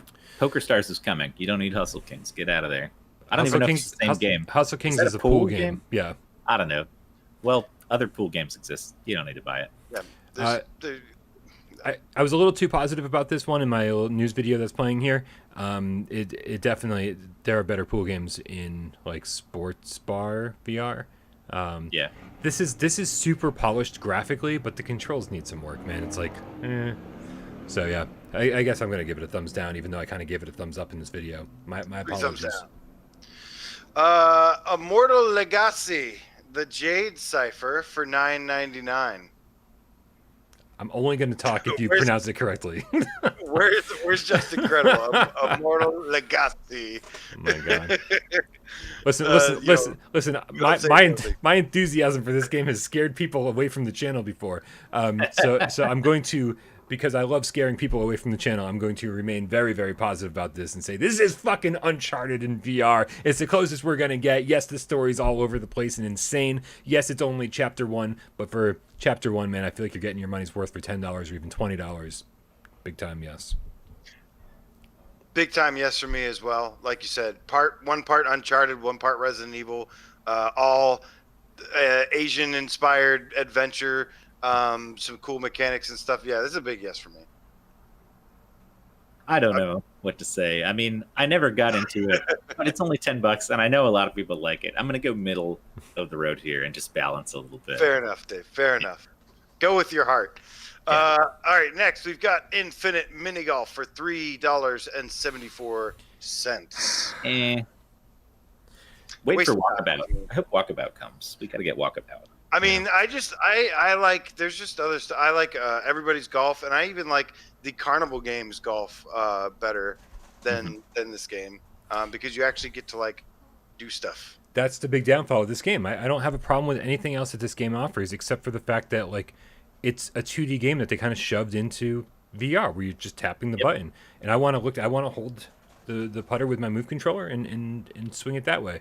And not getting to do that kind of blows.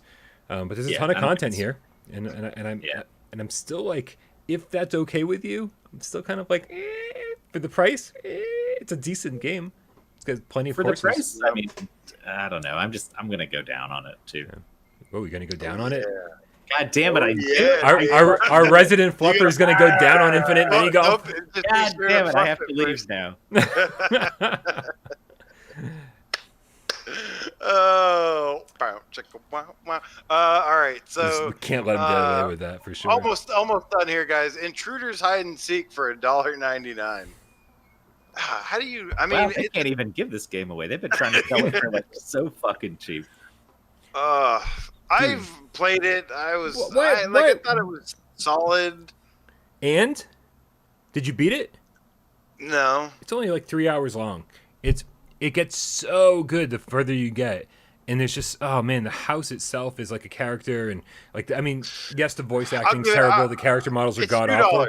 It's $2 and it's a solid game. Yeah. You can't go wrong with that. I'll give it a yes. Yep.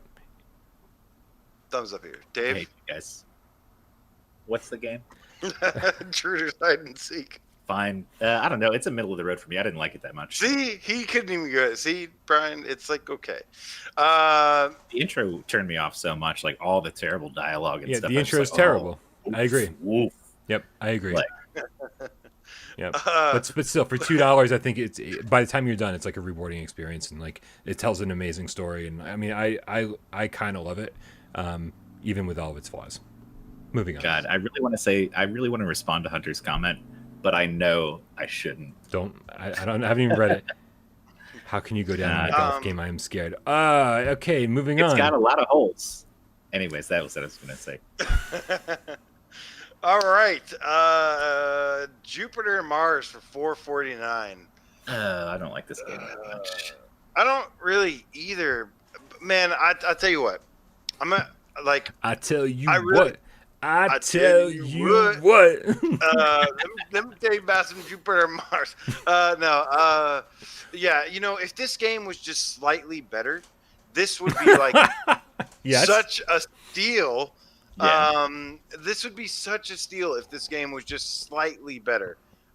It's a decent game. It has bad pacing and slow, boring parts, but it also has some cool, like, chill stuff. But man, no, it's ultimately disappointing. I'm gonna actually have to finally say sorry, Jupiter Mars. Great T-shirt though. Go and buy the Jupiter Mars T-shirt because I love that's the right. Jupiter Mars. Go T-shirt. represent It's a very game. good.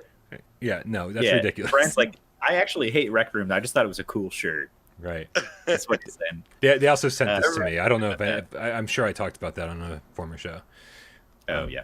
Yeah. Also, I don't. Dolphins, man. Only How do you Tiffany mess sends up? me swag. How do you mess up dolphins?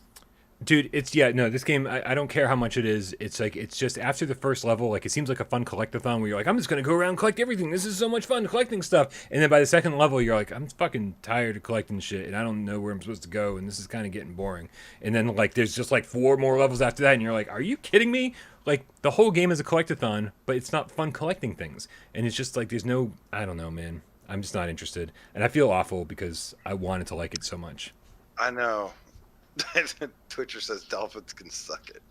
All right, I'm gonna give it a thumbs down. I mean, even Yeah, Echo whatever, was bad. No one wants to admit that Echo the Dolphin was bad, but It was too hard. Fuck that game. It's really difficult. way too Yeah, difficult. 3 thumbs Yeah. down. Ah, man. Lethal VR for $3.74. If you are already so tired of Gun Club VR, but you want something that's less good, but will scratch a similar itch in the ballpark of itches, then yeah, maybe. That's what I would say. I'm a middle of the road on this because better stuff exists. Gun Club's been cheap also. So I hold out for Gun Club is what I would say. But it's not the worst game in the world. For The knife 370, throwing shit sucks. Yeah. The knife throwing is terrible. for gonna say 374, no. I think it's fun. I actually think this gives you stuff that like Lethal, I mean that Gun Club doesn't offer you. And for 374, I think if you like Gun Club style stuff, then this gives you more of that. It's not terribly long, but if you like, wanting to play the same level over and over and over to get better high score, absolutely. I think this is kind of cool. So, quick side note: we're always talking about how we want House of the Dead and Time Crisis in VR, right? I want Point Blank in VR too. Yeah, when me we talk too. about games like this, I mean, don't be selfish, Dave. I want Ninja Assault and Vampire Oh Knight. yeah, Vampire absolutely. Knight. And I'll take it all. yeah. What about Endgame? No one ever played That's Endgame all on about PS2. you. If guys- if Sega comes back with Ghost Squad PSVR2 Oh. edition, baby, Oh. buy me 3 copies. I'll give them to all my friends, or I'll buy me 3 copies and I'll give them to all my friends. All right. So next we have Pinball FX VR Dos. Yes, big thumbs up. This game kicks ass. It does They kick ass. have they've got new stuff on the way, so no better time to get into it than now. They've got Star Wars VR Pinball coming at some point. Right. They've already announced. So if you haven't played it yet, you might as well hop in. Is this a bundle or is this just the No. base game? This is the base game with 3 Okay. tables. It throws 3 tables for like $5.24. And don't forget, Star Wars is a separate purchase. It's not even DLC. It It's is. like a separate Well, and game. all the packs are separate purchases here too. So if you Right. wanted to play Back to the Future or Jaws or Walking Dead or any of these like fun ones, or even some of these Zen pinball tables, I think like the medieval one you got to pay for. There's a few other ones like that. Didn't they sell the whole You don't have thing? to pay for Epic Quest, do you? I forget which Maybe ones are that's not one of included the in. ones. Or but like Paranormal or the Underwater one, Yeah. one of those. Anyways, they had the bundle on sale recently, didn't they? With all the stuff included. How much was that? I don't Do you remember how much that was. It was like I'm gonna- $15, I I've got think, the and I don't previous remember if sale. it was everything. Because like you might want to hold off for a full bundle sale if you can get it. Because like if you buy this and like it a lot, and the other stuff's still full price. I mean, it's a great No, game. just look, Dave. Let me help you out here. Let me help you out, Dave. Speed it up. Thumbs up. Yeah, Thumbs up. thumbs up. And you buy the rest of the packs when they're on sale. When for they like go on $1. sale. Yeah, okay, cool. This All is right, this boom, one boom, includes boom. Secrets Sorry, of the sorry. Deep, Mars, and Epic Quest. Just so you know. Yes. Okay, Absolute cool. thumbs up. Okay. Absolute thumbs up. All right, Rick Thumbs up. and Sorry. Morty. Rick and Morty virtual reality for $17.99. Virtual reality? No way. That game's too old. It's not good enough. And Bad. you have to be like a super hardcore fan. But if you are, just No, buy I Accounting am- Plus. I Buy am a Accounting super Plus or hard- Trover. Those are Yeah. way better. Both. Yeah. Trevor, yeah. Even if you're Yeah. a super fan, this is too much money. This game shouldn't be more than $10 at most. Yeah. It's over before you know it. It's just kind of ridiculous. It's a crappy job sim version of Rick Rick and Morty. It's not even good. It doesn't even have good Rick and Morty. Bad job sim. Yeah. All right, it's 3 thumbs down. Rush VR for $6.24. This is a big thumbs up for me. I love the idea of wingsuit racing. This game has lots of content in it. 3 thumbs up from all of us. Also, heads up, people had asked me saying, hey, when's the last time you played this? I went back in, I replayed it, and people's complaints do not concern me whatsoever. Talking about it's like some blurriness in the distance or something like that, or some grid that it's like nope, this game is super crazy fun. It looks great, it feels great, I love it. Thumbs up. Okay, we've only got 4 minutes left, but a quick shout out to Ben Schroeder with the $2 donation. Says hashtag justice for Echo the Dolphin, because everyone you triggered a bunch of people in the chat when you dissed Echo the Dolphin. Listen, people hate hearing the truth. Okay, people hate hearing the truth. I'm here to tell it to you. It was the only cool dolphin game back then because it looked cool and it was a dolphin game, but like it's too fucking hard. It's okay on Dreamcast. All right, Stifled for $5.99. I just can't. I never played it, so I got to go middle. I can't say one way or the other. I'm saying yes, but it's but you know, it's whatever. Track Lab VR for $4.99. No, not for any price. Don't buy it. Yep. Don't buy it. Tumble VR for $4.99. I'm still gonna say it's been cheaper than this, hasn't it? I think it's been like $1 or $2, right? Yeah, maybe. Yeah, play the demo. If you play the demo first of all, and if you, I don't know, the demo is about as long as I enjoyed this game, and then I gave up. Wow. Okay, that's I enjoyed it for way longer. I mean, that's the thing. A lot of people did enjoy it. It never stuck with me. I bought it, but I just never really got into playing more than an hour, and then I just never thought to play it again. I was done. Middle of the road for me. Middle of the road, down for me. Thumbs up for Brian. Wands for $9.99. This game, I hate this game. Nah, that's a mobile game, buddy. Yep. Wipeout Omega Collection for $13.99. I'm actually going to give this a yes. You gotta have it. Yeah, I don't care what price this is. It's always going to be a should be for me. Mm-hmm. Wipeout's amazing. Finally, Wolfenstein Cyberpilot for $9.99. And it's been cheaper than that too, hasn't it? It has, and it's it's an hour and a half long, and it sucks. And if you love Wolfenstein, you're not going to get the Wolfensteininess that you want out of it. No. Like I fucking love Wolfenstein as a series. The recent flat ones I've played and enjoyed the hell out of, but this just didn't play well to me as a fan. I don't hate it as much as I did when I first played it. I actually think there's some kind of clever moments and stuff, but like, yeah, I mean, it's totally forgettable as well. So $10 maybe, but angling down a little bit. I feel like if it's a Wolfenstein game, the last thing it should be is forgettable. Seriously, that's true. Like you know what I mean? Like I remember that game like so many details about Wolfenstein 3D from like 25, 30 years ago. Yeah. So, guys, that is it, Brian. Oh, we hit 3 hours almost on the nose. Yeah. Come on, let's Wow, why does AJ still? He's like, we gotta go. We got places to be. Let's get the fuck out of here. Fancy leather chair a minute ago. Yeah, man. I gotta get back. Cosmodread. He was like, I could see him nodding, man. I was like, oh, I got to say something to get him back excited again. All right, you guys, it's been a lot of fun. Thank you so much for hanging out with us. You guys are fantastic. Also, shout out to all the mods out there making our lives easier. We really fucking appreciate everything you do for us. Thank you to everybody who donated. Thank you to everybody who commented. Thank you to everybody who hung out. Thank you to all of our Patreon supporters. Thank you to everybody. Obviously, we got tons and tons of channel announcements coming up. Hopefully tomorrow I should have a video out about that. So stay tuned. It's going to be really exciting. And that's it. Don't forget all the people out there who sat back, didn't say a word, didn't comment. We know you're out there. We know you're out there, and we love you too. Make sure you subscribe to Dave over at Dave Station VR. Make sure you subscribe to AJ over at The Underground, PSVR Underground. My name is Brian Paul from PSVR Without Parole. The dementia is setting in, guys. Absolutely. Even Tornado's like, who is this guy? I don't know what's going on. This was PSVR GamesCast Live, and we're out. All right, and I want to say goodbye to everybody in the chat, except I'm going to have a special guest say the goodbyes. Come here. Oh. Read these names and say goodbye. Rock, tell us. Ah, yes. Oh. Well, Shondell Rivers, see you later.